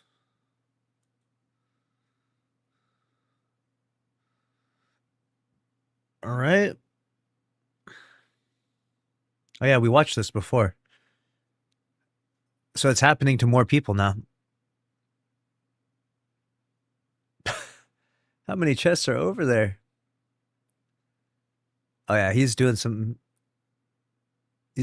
fishy, dude. What the hell? What's that hunter up to? Oh my god. What? Dude. Why can't this happen to me? What do you mean? What? Oh my god. Dude, this is like Last Wish when you get to the end and there's all those chests. Look at that greedy little titan. Look at this guy. He's going around. He's opening every single chest. That little gremlin. All right. From this clip, if I look at it and break it down, it looks like this guy is the culprit here. He's walking around with a rocket launcher and he's literally shitting out chests. It was what it would seem like. He's teabagging, so he looks like he knows what he's doing. He continues to walk in this direction. Man. This definitely cheats, dude. Definitely cheats. But also, how? How are cheaters able to spawn in loot chests? Crazy stuff, huh? I've never seen anything like this.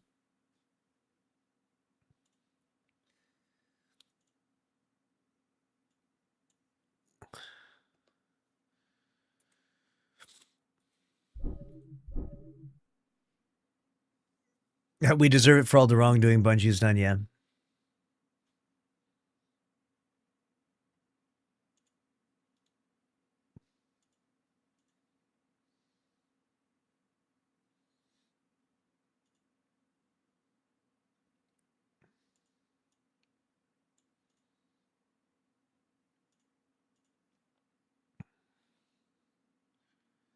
Discarded TV with the Prime sub in 62 months. Thank you very much. Sorry, I missed that. W's in the chat for Discarded TV.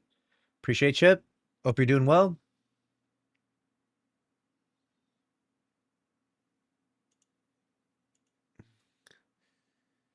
This Destiny 2 player. Oh, whoops. Re-record. Didn't have the capture card on. You saw nothing, chat. You saw nothing.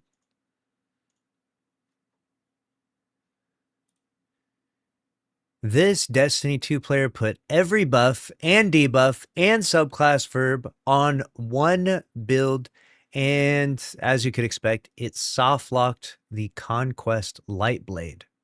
So, yeah, don't do that.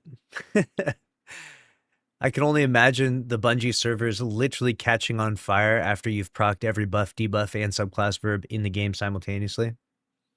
He gives a tutorial about how he did this, which, watch if you want, I guess. I'm not sure why you'd want to soft lock your encounters. I guess that could be like a massive troll move that you could do in strikes or something like that if you really wanted to cause havoc, but definitely not encouraging that type of behavior. Pretty crazy stuff though, huh?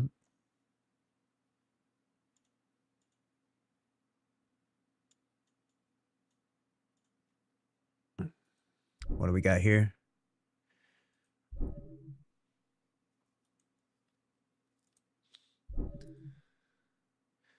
Good. Let's see what else we got. W. Sandrokum.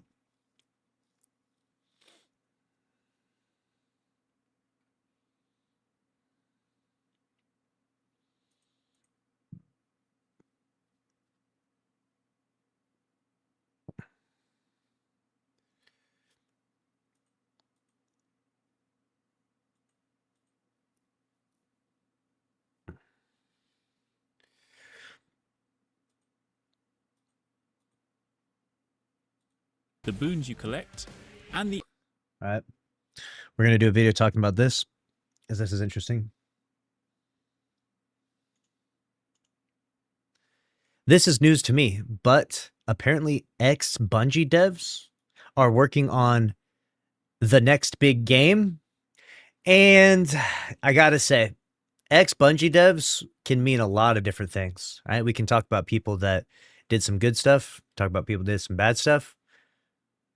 The game, let's see what game this is. Crimson Moon is the game. This is the video right here. Crimson Moon gameplay explained. A preview.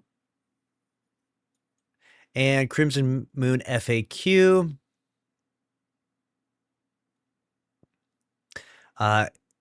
Who is making this game? It's probably Monsters. Oh, no. Probably Monsters. An independent Seattle studio founded in 2016 by Harold Ryan. Does anyone know that name? Oh, no. He's back? We got to stop this guy. He cannot be... We can't let him cook. There's no way he's back. Harold Ryan, if you don't know, he was the CEO. Like it says right here, the former president and the CEO of Bungie. However, he's the guy, this guy's notorious, dude. Infamous now. He left the Destiny project and he passed the keys of the kingdom off to Pete Parsons, which, not exactly his fault, I guess. Maybe not. And then he went on to cook up his own project, and that project was Concord. Yes, the Concord, this one. This is the game he made, Concord, this butte, this abomination of a game, the $400 million disaster. So it says Probably Monsters is both developer and publisher, and it runs a centralized model that funds and staffs several internal teams, one of which previously grew into Firewalk Studios. That's the why would they self-report like this? No, don't say that. Before Sony acquired it, Crimson Moon is one of the games built under that structure. So you're literally saying that the same people that brought you Concord are cooking again. Let's go, baby. This is exactly what this is, Oh, man. This is bad, dude. This is really bad.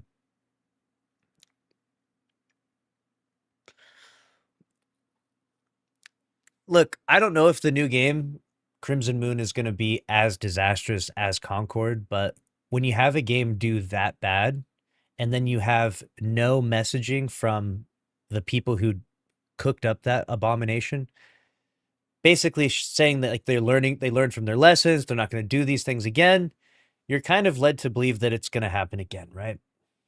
This is bad. This guy, if this doesn't land well, can you imagine how bad his LinkedIn, his resume looks, right? Where it's just he cooked up Concord and then another disaster afterwards. This is tough. I want to see what this game is about, though, because I do believe that we should evaluate each and every game on its own merits, or criticize its shortcomings, perhaps. So let's see what this game actually is before we roast it too hard here. We got the Co-op Bros.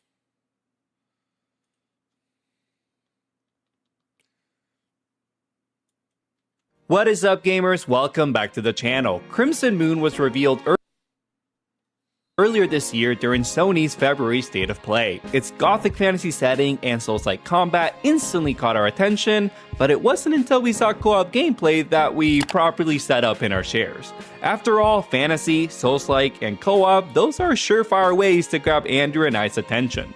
Unlike many Souls-like that briefly flash multiplayer before moving on, Crimson Moon put co-op front and center, even featuring it prominently in the end card and key art. That gave us hope that it wasn't just a tacked-on mode, but hopefully a meaningful part of the experience. After going hands-on with the game at Summer Game Fest, we now have a much clearer picture of how it plays with a friend, and we learned a few surprising things along the way. Crimson Moon may look like a traditional Souls-like on the surface, but trust me, there's more than meets the eye with this one. So let's break down everything we learned and help you decide whether Crimson Moon is worth keeping on your radar.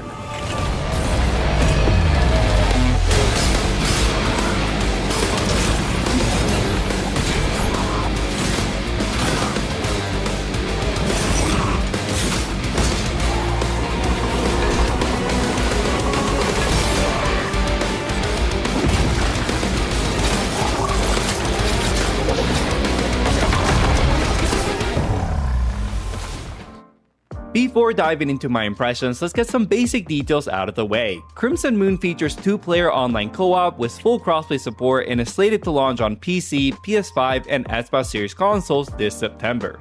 The game sees you embody a Nephilim, a half-human, half-angel warrior on a quest to reclaim your home, the Gothic city of Gildenark, from demons, vampires, and undead gods. We played for roughly 30 minutes, exploring an entire district and taking down its boss. In fact, we were the only group in our session to beat it, but hey, that's just how we do. Our demo began in a hub area called Sanctus Clapius. This serves as your sanctuary where you can upgrade gear before heading out on a run. So like my initial impressions, the graphics look all right, I guess. I mean, I haven't seen any gameplay that's going to convince me necessarily. It doesn't look like a complete disaster right off the rip, though. Like it's not a part of the Concordian timeline immediately, right? In terms of the graphic design and everything, it's not necessarily inspiring the most like, oh my God, I got to play this game necessarily for me, but it's not going to be as, I mean, it could be bad. It could be bad in terms of its performance. I don't know how many people are going to be compelled to this, but it brings up a bigger conversation, I think, in gaming, which is like, why so much mediocrity?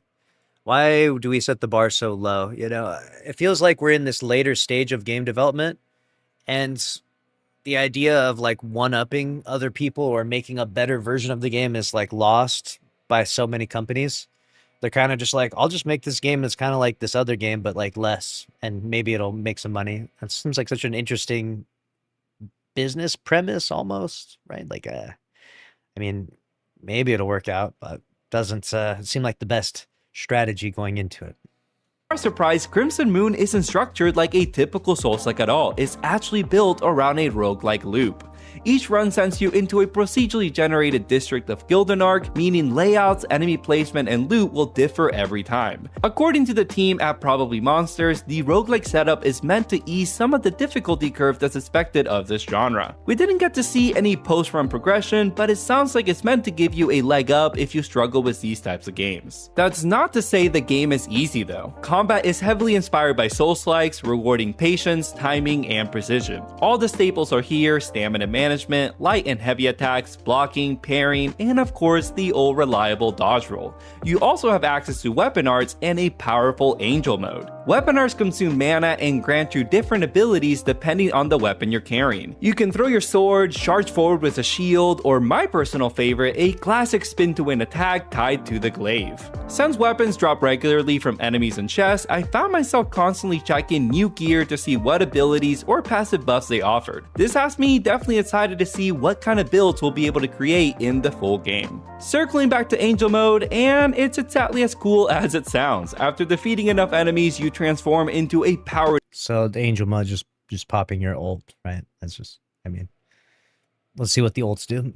Up angels, sprouting wings, and allowing you to wreak havoc on your foes. Overall, combat feels great and works well in co-op. We found success kiting enemies so one player could slip behind them for a backstab. Enemies can also be guard broken after taking enough damage, leaving them vulnerable for your partner to execute a devastating finisher complete with some incredibly stylish animations. Most standard enemies weren't too threatening, but some of the elites definitely forced us to lock in. Luckily, if you die, it's not the end of your run, at least not yet. Your co-op partner can revive you, and you also have multiple lives that let you continue after falling. The catch is that those extra lives are shared between both players, adding another layer of teamwork and resource management. Another major departure from the Souls-like formula comes through exploration. Later in the district, as we got closer to the boss, we encountered a blockade that couldn't be cleared until every enemy in the area had been defeated. To help with this, What an incredible mechanic. Can't open door until kill enemies. Crimson Moon gives you a special sight ability that reveals nearby enemies through walls. We don't have any footage of it, but if you've played a video game in the last decade, you probably know exactly what that looks like. Truthfully, I'm not completely sold on this idea. As we rushed towards the boss before our demo ended, we had to stop and hunt down a stray enemy somewhere in the area, which threw off the pacing. On the plus side, clearing the blockade rewarded. Even he's like, yeah, that was kind of shit. There was a random dreg that fucking no-clipped into a wall, so yeah, we couldn't get through to the next area. Us was the choice of one of 3 upgrades. We were offered choices like increased health and mana, which was a nice boost going into the boss fight. The boss itself was a hulking monstrosity that loved spewing poison all over the battlefield. We spent most of the fight trading aggro and avoiding pools of poison scattered around the arena. The latter became increasingly difficult around the halfway point when it began flooding the battlefield with even more poison attacks. For a first boss, it was a pretty fun fight, and it left me excited to see what other challenging monsters Crimson Moon has waiting for us in the full game. One aspect of Crimson Moon I found especially impressive was the art direction and level design. When I heard it would feature procedurally generated levels, I was worried they would lack character. On the contrary, I found this haunted village fun to explore, especially as we ventured into different storehouses and dungeons. I don't expect the intricate levels laden with clever shortcuts that you'd find in Dark Souls. After all, the districts of Gildenark are meant to be more linear experiences. It sounds like you can finish most of them in 30 to 45 minutes with the opportunity to replay them to find more loot or secrets. The biggest lingering questions we have are surrounding post-run progression. We're not sure if you keep your loot between runs or what upgrades look like in the Sanctuary. After 30 minutes with the game though, I'm very excited to learn more. I think Crimson Moon will appeal to a lot of us who love co-op roguelikes and Souls titles. And even if you typically struggle with these kinds of games, it sounds like there's mechanics in place to make the journey more manageable. September is a stacked month, especially for co-op titles, but I can't help but be excited. This is literally just people squeezing their games out the pipeline just before GTA 6, so that way it can actually get an audience. To play more Crimson Moon. Thanks for watching, guys. Let us know your thoughts on Crimson. Interesting. I hate to be so cynical, all right? Look, I've just seen too much slop, too much mid in my day. And in my opinion, after seeing all these games suffer, all these companies die, I feel like we need to have a consensus amongst the gaming community that, you know, the new games need to Raise the bar, guys. They need to raise the bar. They need to do better. They need to solve a problem that a game that people wanted. I think the best case scenario for 2026, I mean, we're not finished with the year yet, of course, but it would seem as though Power World, in my opinion, is the real big winner of 2026. I think that will be the most profitable game of a new game launch. The game made for less than $10 million makes $1 billion. Like, that's insane. That's like unfathomable how much like profitability that is. And you think, well, why? What was the magic behind that? And it's just because people had been playing Nintendo games for a long time. People grew up playing them. And Nintendo refused to give people the type of game that they wanted and the game that they're interested in. So these other guys came along and they're like, I mean, if you guys aren't going to do it, then we will. And they solved that problem. And they made a game that gamers really, really wanted to play. And it's really intriguing. And it kind of served as this like interesting thought experiment of like, what if a game had this and that and this? And what would that look like? It sounds on paper like it would be the best game ever, but it has to be executed right. And all the stars aligned and everything was executed perfectly. And even though Nintendo tried their best to shut it all down with like a bunch of frivolous lawsuits and stuff, so it didn't really matter though, because in the end, the good products are going to win. The good games are going to win. And this game, I'm not saying it's a bad game. I'm not saying it's terrible necessarily, but it definitely is not inspiring anything in me. That's for sure. It feels a lot like, I don't even know, just your run-of-the-mill game, you know? Just, this is like video game made by a John video game, the video game company. And I don't know. I don't see much happening for this game, but we'll see. We'll give it a try. Why not? Depends on how much it costs, I guess. What do you think, though? Comment your ideas down below.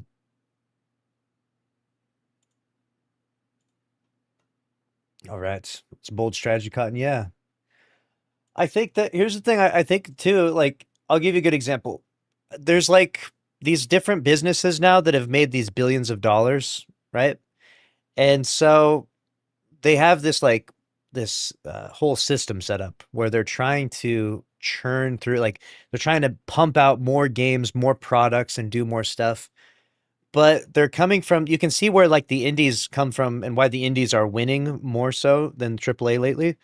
And the reason why is because the AAA is like forcibly making new stuff regardless if it fails. And their hope at this point is like, 1 in every 5 games might be successful, right? That's kind of their perception, I guess. I don't even know. It used to be easier. Almost every game was successful back in the day. But now it's not like that anymore. So now the indies are coming in, and the indies don't have the time, the money, the resources, or the corporate infrastructure to afford failure as much. They still fail, of course. It's not like every indie project is a massive success.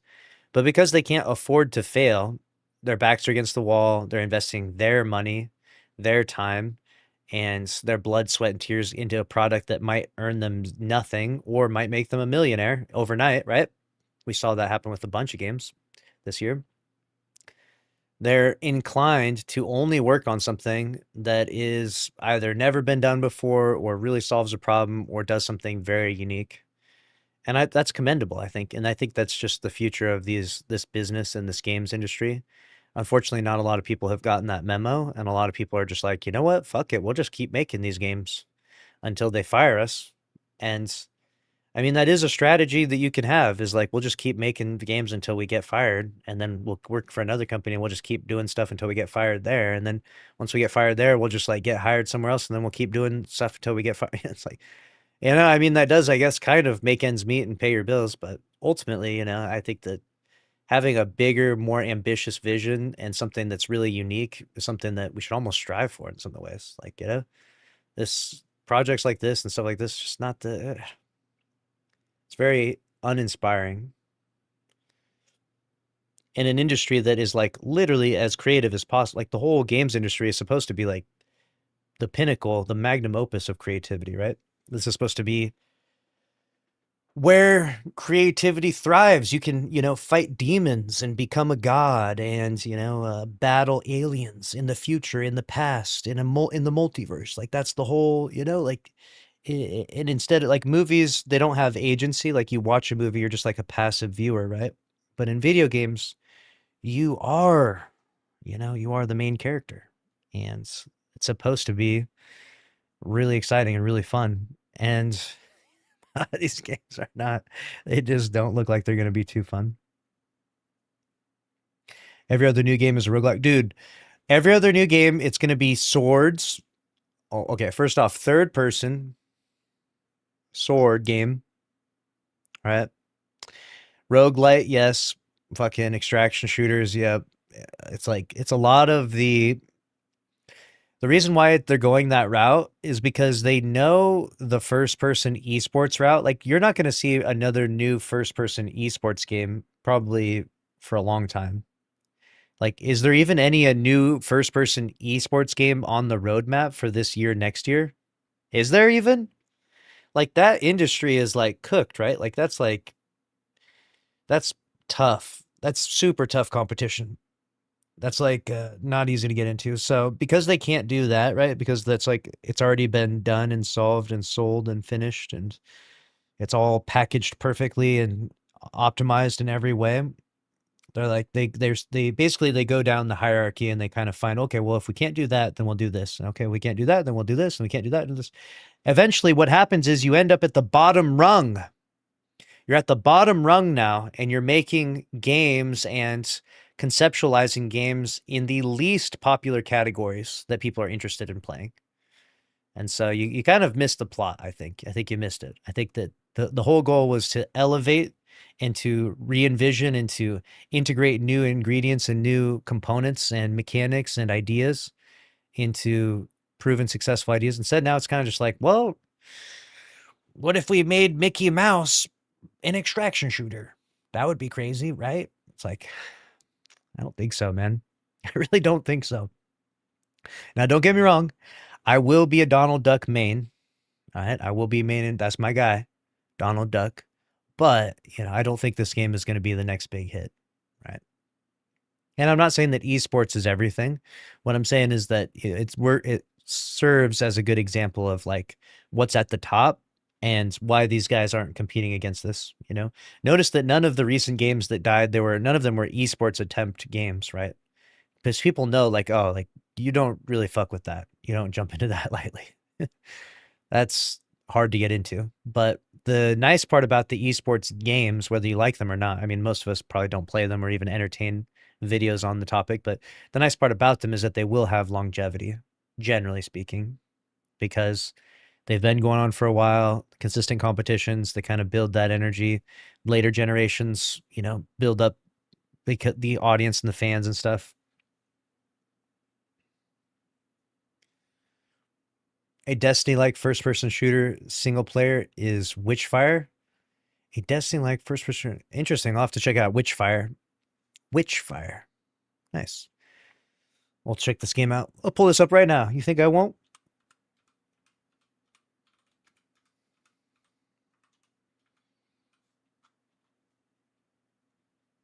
I think that in terms of the shooter space, um, obviously I really liked Destiny, and Destiny is a first-person shooter, action, MMO, looter shooter, right? With PvP, I guess. So like that's kind of like the big four categories of that. Um, there's other variants of that style that could work very well, by the way. It doesn't have to be that by any means. Not to mention you could do an entirely different perspective of like the style of first person shooter. That game is for you. Witchfire has become an insane RPG. Let's see this. This is the game they're telling me to play, chat. Okay. Okay.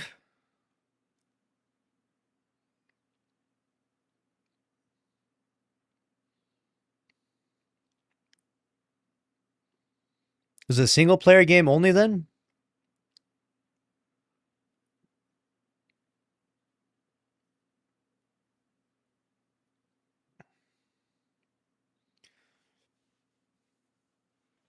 Destiny is unique and goated. Yeah, Destiny is, well, here's the thing. Destiny is unique. It's goated.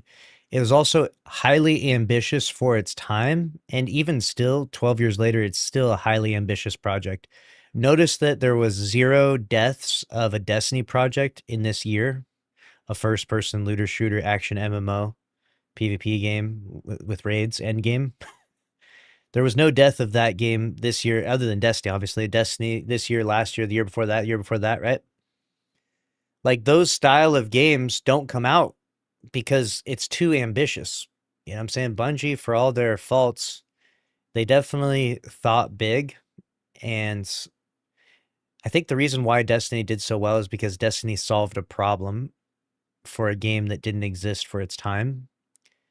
And it was just incredible. It solved the problem. For me, what Destiny solved, right? So this is what Destiny solved for me. And maybe it's different for everyone. So I'm not going to say that this is objective by any means, but for me, Destiny solved, I liked the shooter genre. I liked first-person shooter games. I liked Call of Duty. I liked Halo. I liked that style. However, when I played Call of Duty, when I played these games, some of them, not all of them, have just a lot of, a lot of the same, it's a lot of the same thing. You load in team deathmatch, you load in capture the flag, you load in search and destroy. You load in and you run and gun, run and gun, run and gun, run and gun, right? So adding depth to that though, where it's like, okay, you run and you gun, but if you go to this special playlist like Trials of Osiris, you could like battle it out against some pretty tough people. And if you win, then you get to go to a super special place. And in that super special place, there's really powerful loot. And then you get even more powerful guns to then run and gun with, right? You're like, oh, okay, that's interesting. So basically what Destiny did was it added depth to a genre that was very shallow. I think that Call of Duty is a very shallow game in general. I think Call of Duty is it's kind of a meathead game. Like there's a lot of meathead people that play Call of Duty, and I was a meathead, admittedly, when I was playing it. I was just spawn in and sprint forward, shoot someone, and keep sprinting until you die, or shoot someone else. That was it. Rinse and repeat. Play for that for 6 hours a night, and it was fun for a bit, for a long time. But eventually it gets old, I think. Destiny had depth, dude. Destiny had depth. Destiny had lore. Destiny had culture. Destiny had all these other things. Like, oh. And it was an interesting introduction to that genre, I think, because I don't think a lot of people were maybe expecting a game like that to have lore and depth like that, if that makes sense, right? Like, it's almost like, imagine you took something that's very meat-headed and made it like really sophisticated. Like, imagine you took like these like super jacked Giga Chad bodybuilder type guys, and then you had them like, sit down and read philosophy books or something. And be like, what the fuck? It's very abnormal mixture of elements, right? Like, imagine, have you ever seen a TikTok of like some super Giga Chad guy bench pressing, 700 pounds, and then, breaking down, philosophy or something? Like, no, like there's just, those elements don't really go together. It's usually some Giga Chad guy that bench presses 700 pounds, and then he stands up and he screams and beats his chest, and says, something crazy. And like, that's the first person shooter genre in my head, right? The first person shooter genre is like unhinged, crazy people, a little bit of meathead type vibe. That's kind of what it was.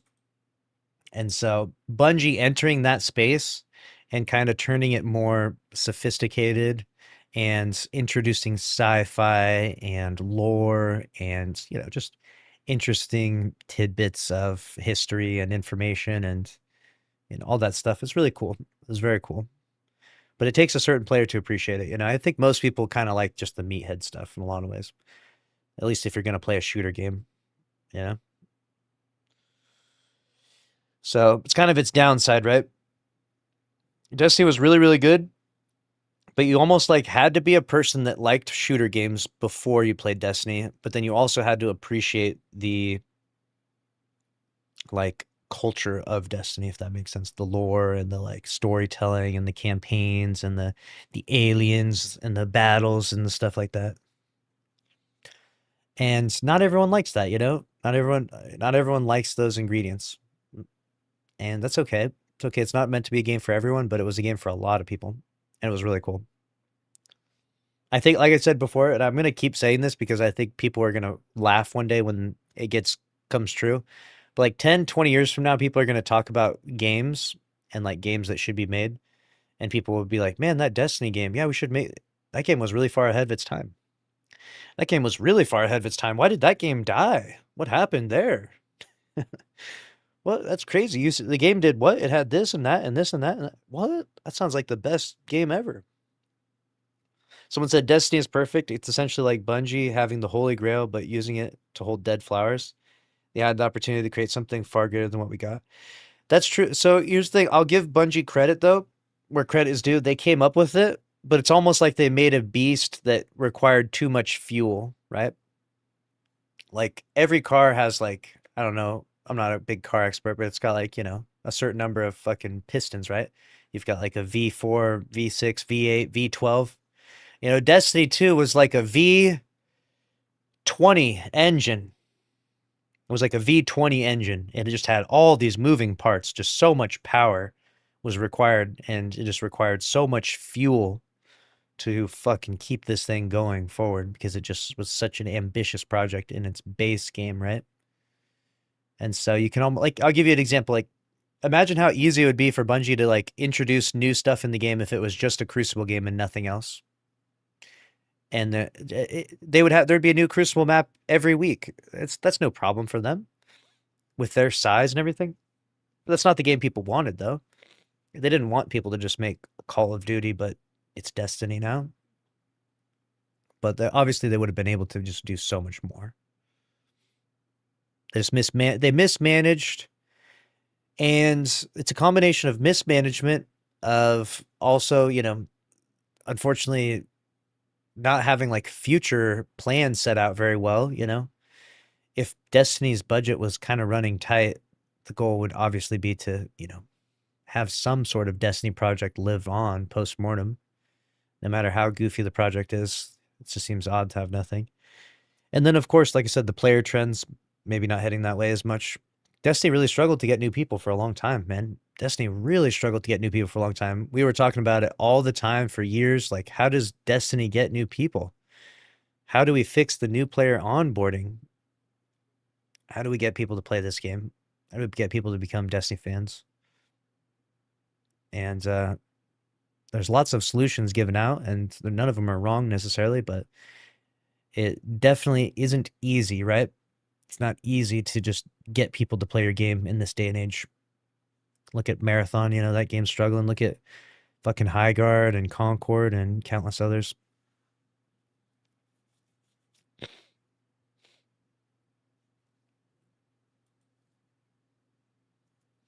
The budgeting was bad. The budgeting was really bad. The other deal with Bungie that's like not spoken about too much, but you'll look at the other companies and they'll have like vicious loot boxes, like basically like ingrained gambling. You'll have gotcha games, right? And, it's nice to play a game where there isn't those elements, I guess, which was Destiny. But the downside of that is that you're just not going to make as much money, right? Like you're just not going to make as much money. So Bungie's morality, right? Their virtue kind of, as silly as it sounds, it kind of holds them back a little bit in some ways, right? Like they want to make money, but they want to make it in a, a somewhat honest way, respectable way. Like they could have just integrated loot boxes at any point in time, Think about, because Destiny is a looter game, right? Destiny could have had the most vicious monetization ever.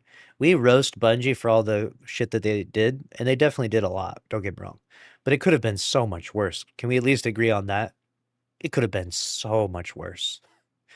It could have been like god awful in comparison, Loot boxes that drop shit, like in RNG drops inside those loot boxes for gear and stuff.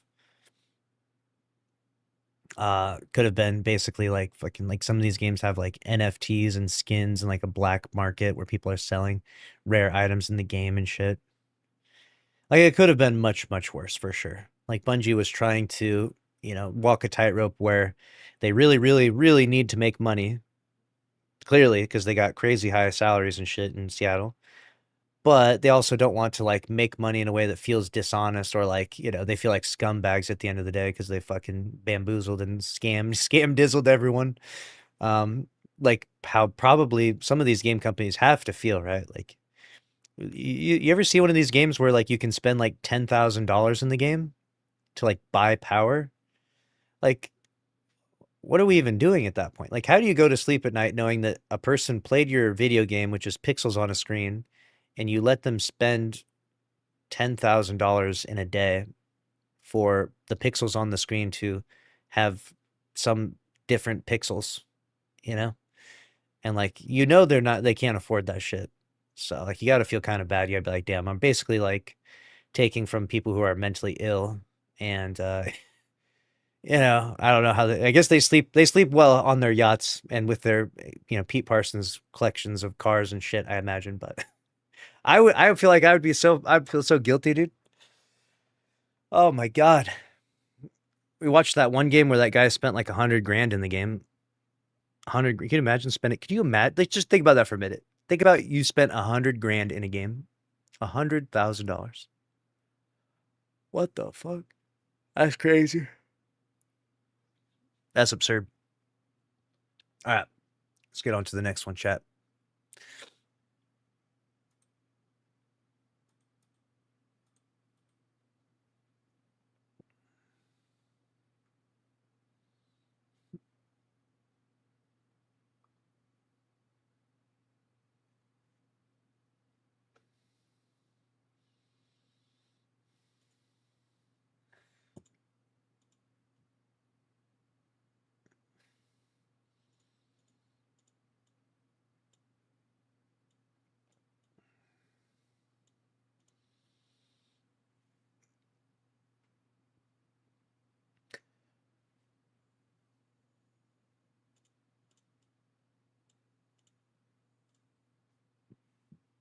Another game has died because, well, no one was playing it.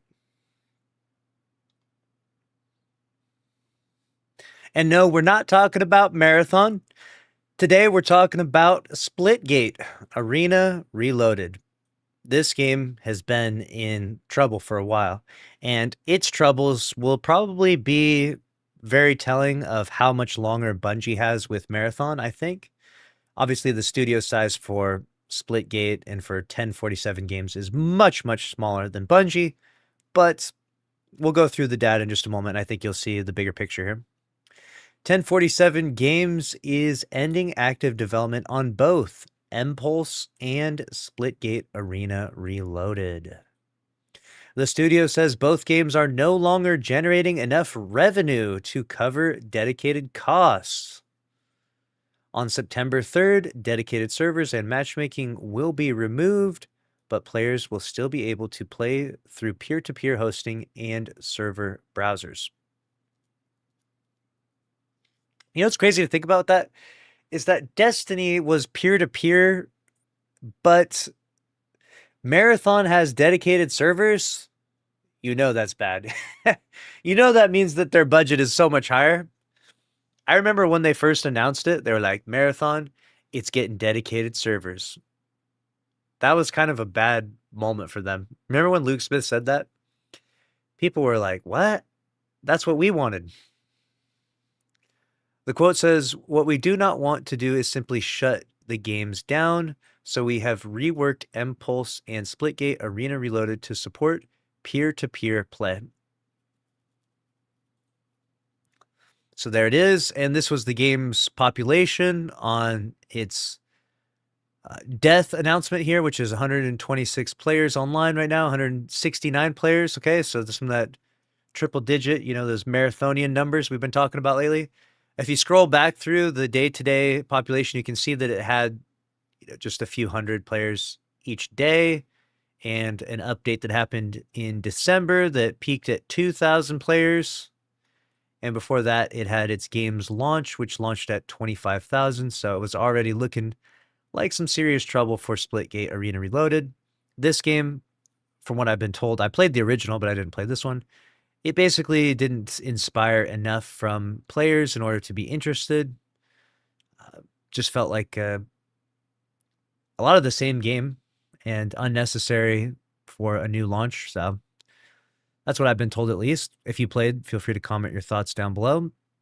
Obviously, the founder of it, got in some trouble when he had his like hat that said like "Make FPS Great Again." Everyone was trying to cancel him for that. I don't know. It seems pretty silly. Obviously, he just wanted to make a good FPS game, and he was trying to get people's attention, but unfortunately, he did so in, I guess, the wrong way. And now this game is absolutely cooked. It's done. It's over with. So these are the numbers that kill a game right here. Less than 1,000. Sound familiar? This is the statement from them. An update on M-Pulse Splitgate Arena Reloaded and what's next for 1047 games. Today, we have some difficult news to share. We are ending active development on M-Pulse and Splitgate Arena Reloaded. This is a hard update for us to write. This is the way Bungie should have delivered this, bruh. Like, why didn't they just end Destiny and Marathon and be like, yeah, you know what? Our bad. That did not go over well. Yikes. So now we're just gonna, shut everything off, and then we're gonna create an incubation period where we cook up something Destiny related. That statement alone would have like done wonders for Bungie's PR and perception. I understand that they probably had their own vision, and maybe Sony really wanted to, I guess, give Marathon a chance, but man, that would have been the better outcome, I think. I think we can all agree that Marathon is doing nothing for Bungie's reputation at this point. Someone said this will be Marathon soon. Obviously. I mean, let's be real. Obviously, right? We're just counting down the days. This is a hard update for us to write. We love these games, and we know this will be disappointing and frustrating for a lot of people. We are sorry. And honestly, there are some people that really like this game. I know there are very few. And even though there's very few, I've seen some people very enthusiastic about the game, and they'll be sad to see the game shut down. It did actually have some unique elements to it. It had that game where it had like the portal mechanic where you could like shoot the portal and you kind of jump through. I kind of thought it was all right. If you haven't seen gameplay of it, I'll pull it up here.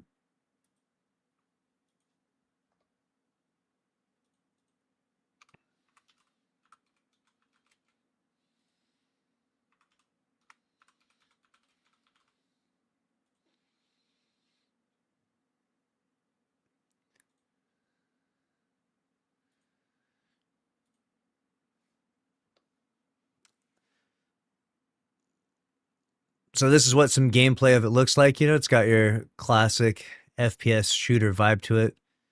And then obviously you'll see some, portals getting tossed down here and there, and you'll able to go through the portals and stuff like that. And you come out in other areas. I thought it was pretty cool. I will say that it does get a little bit, you get disoriented jumping through the portals a whole lot. And people will be like, you're a boomer, dude. Get over it. And maybe so, but you'll see like portal gameplay where people that have figured it out have like min-maxed the strategy, and they're like in and out of portals, like warping. I'm like, where the hell am I anymore? What are we even looking at? But it's a cool concept. I will say that it's very cool in terms of a concept of a game, and it blew up a while ago when people were waiting for a new Halo game. It kind of had that Halo feel to it, but with like the portal vibe. So I kind of had a feeling that this game would do well and make a lot of money, and it did. Unfortunately, it seems like they've kind of burned through a lot of that money, and the project itself has kind of fallen flat on its face and just gotten a little bit repetitive and boring, which sucks to see. It kind of was like a one-trick pony, if that makes sense. Like it's like your typical shooter game, but there's portals in it, which I guess that one trick just wasn't enough.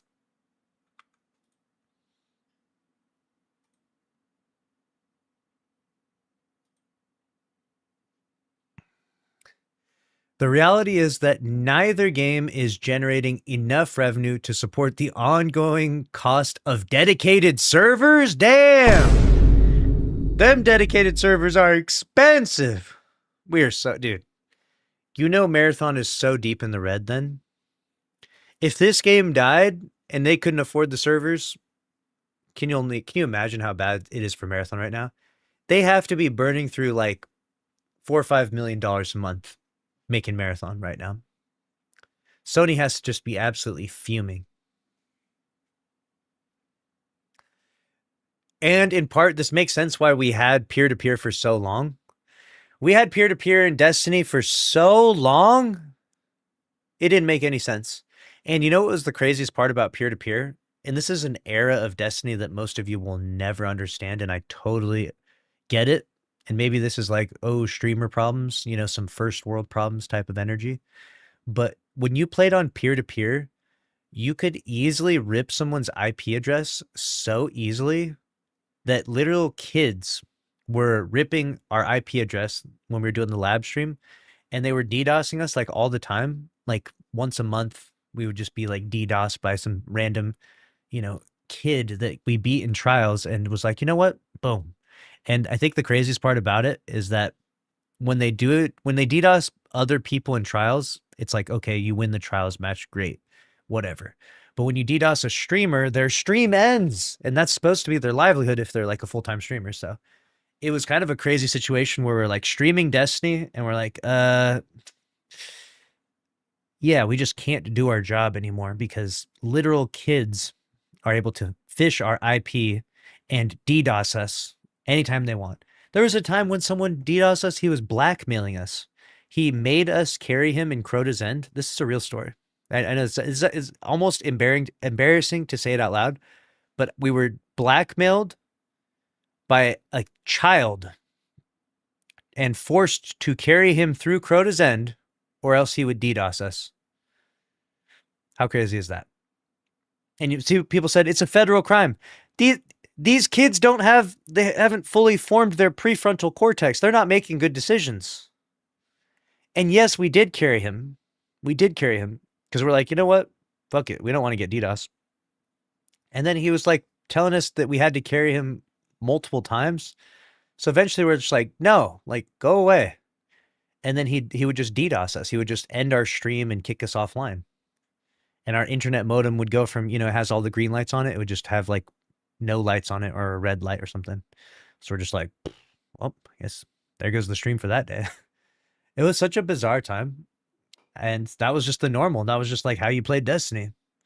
And then you had to like you had to buy a special device that allowed you to plug your Ethernet cable into a computer that was separate from the console, and then on the computer you would launch a VPN, and so then the internet would go from your modem into the laptop or computer or whatever into the VPN, and then from the VPN it would go into your console, and only then when people DDoSed you, you wouldn't get kicked offline. And this was the normal. And all the streamers did this, and everyone talked about it in DMs. We all talked to each other. And we're like, yeah, you got to buy this thing. We all bought this little thing on Amazon. Like all the Destiny streamers were all knew about this. We all talked about this. It's how fun, like how bizarre is this, right? Can you imagine seeing the group DM of like, yeah, go on Amazon, buy this thing. Yeah, do this.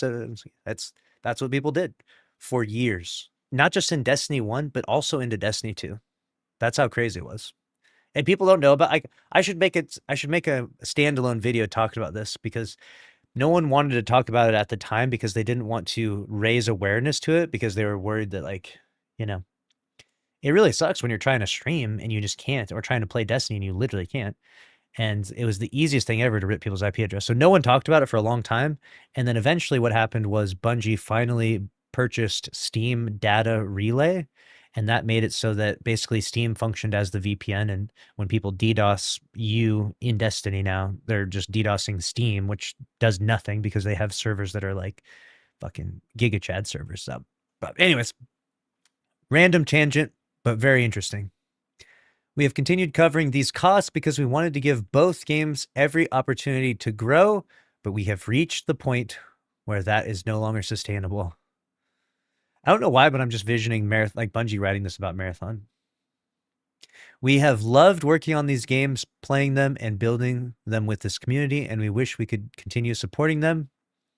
What we want to do now is simply shut the games down. Damn, they just said it. Holy fuck. They're being upfront. Oh, wait. What we do not want to do. Oh, sorry. I missed the not part. I was like, yeah, you know what we want to do right now? We just want to shut this shit down. That's what they actually want to do. Yeah. I missed the knot. Little subtle difference there. We believe people should be able to keep playing the games they love even after active development ends. The original Splitgate launched 7 years. Damn, was it 7 years ago? My God. I'm getting old. I'm getting old. Fuck. When its dedicated servers went offline last year, we moved it to peer-to-peer so people could keep playing.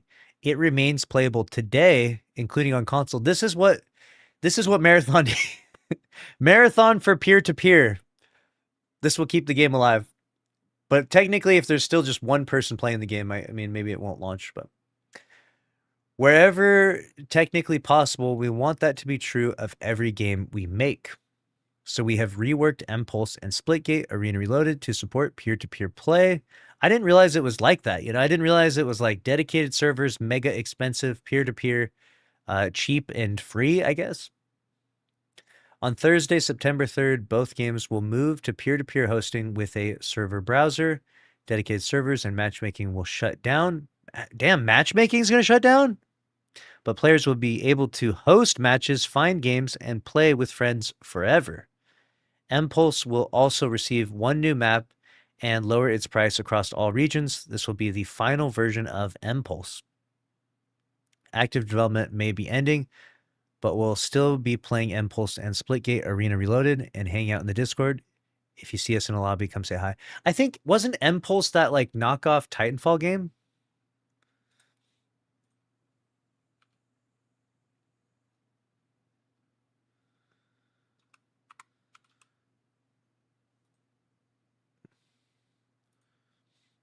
Impulse launched with 2,000 people in June, 2 months ago? Good God.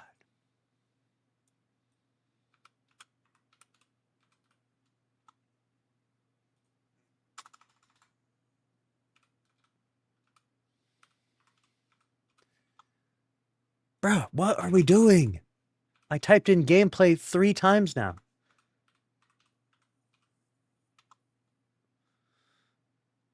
Yeah, Impulse gameplay and impressions. The new Titanfall. That's what this game was. We were talking about this game. It had a lot of... This was the knockoff Titanfall. This was the We Have Titanfall at Home game. Yeah. God, this thing did so bad. I didn't realize it tanked that bad. That's so unfortunate. But also, you kind of see the gameplay of it, and you're like, yeah, I kind of get it. Yeah, I kind of get it. That's tough, dude. What do you think? What do you think about these games? I guess not shutting down, but they're getting their end of service. Crazy time in the shooter space right now. Both shooter games, dude. Shooter games are... I'm not going to say shooter games are a curse, but what I'm going to say is that if you want to enter the shooter space as a company, you got to have a lot of capital and a really ambitious vision, and you need to try to solve a problem. You need to try to solve a problem of a game that people want to play. Because if you don't, you're absolutely cooked, because there's a lot of really good shooter games out there. They're already free to play, so. Let me know what you think about it down in the comment section below, though. What's good, Chibi? How's it going? I don't understand. Splitgate 1 was doing great until Splitgate 2 debuted. Yeah, I'm not sure what the deal with that was, why they went with the 2. But I think Splitgate, the original, was probably just... I don't know. I'd have to look up into the details of that, because I don't want to mischaracterize the situation. But most people want to, they don't really want to play the sequel unless the sequel is basically so much better than the original. And that's just not the case for a lot of these games. That's just not the case for a lot of these games.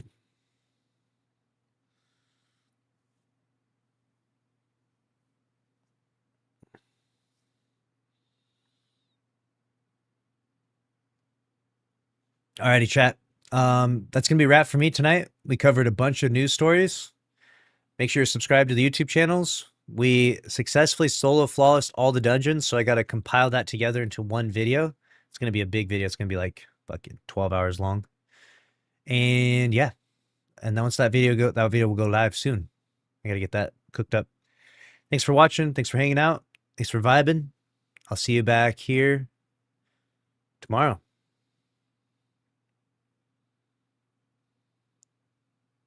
Good night. Later, Rudart. Later, McKinney Sand. And check out the YouTube channel. We got lots of videos up. And shorts. If you want to watch some really good shorts, we've been cranking out the shorts lately. Shorts.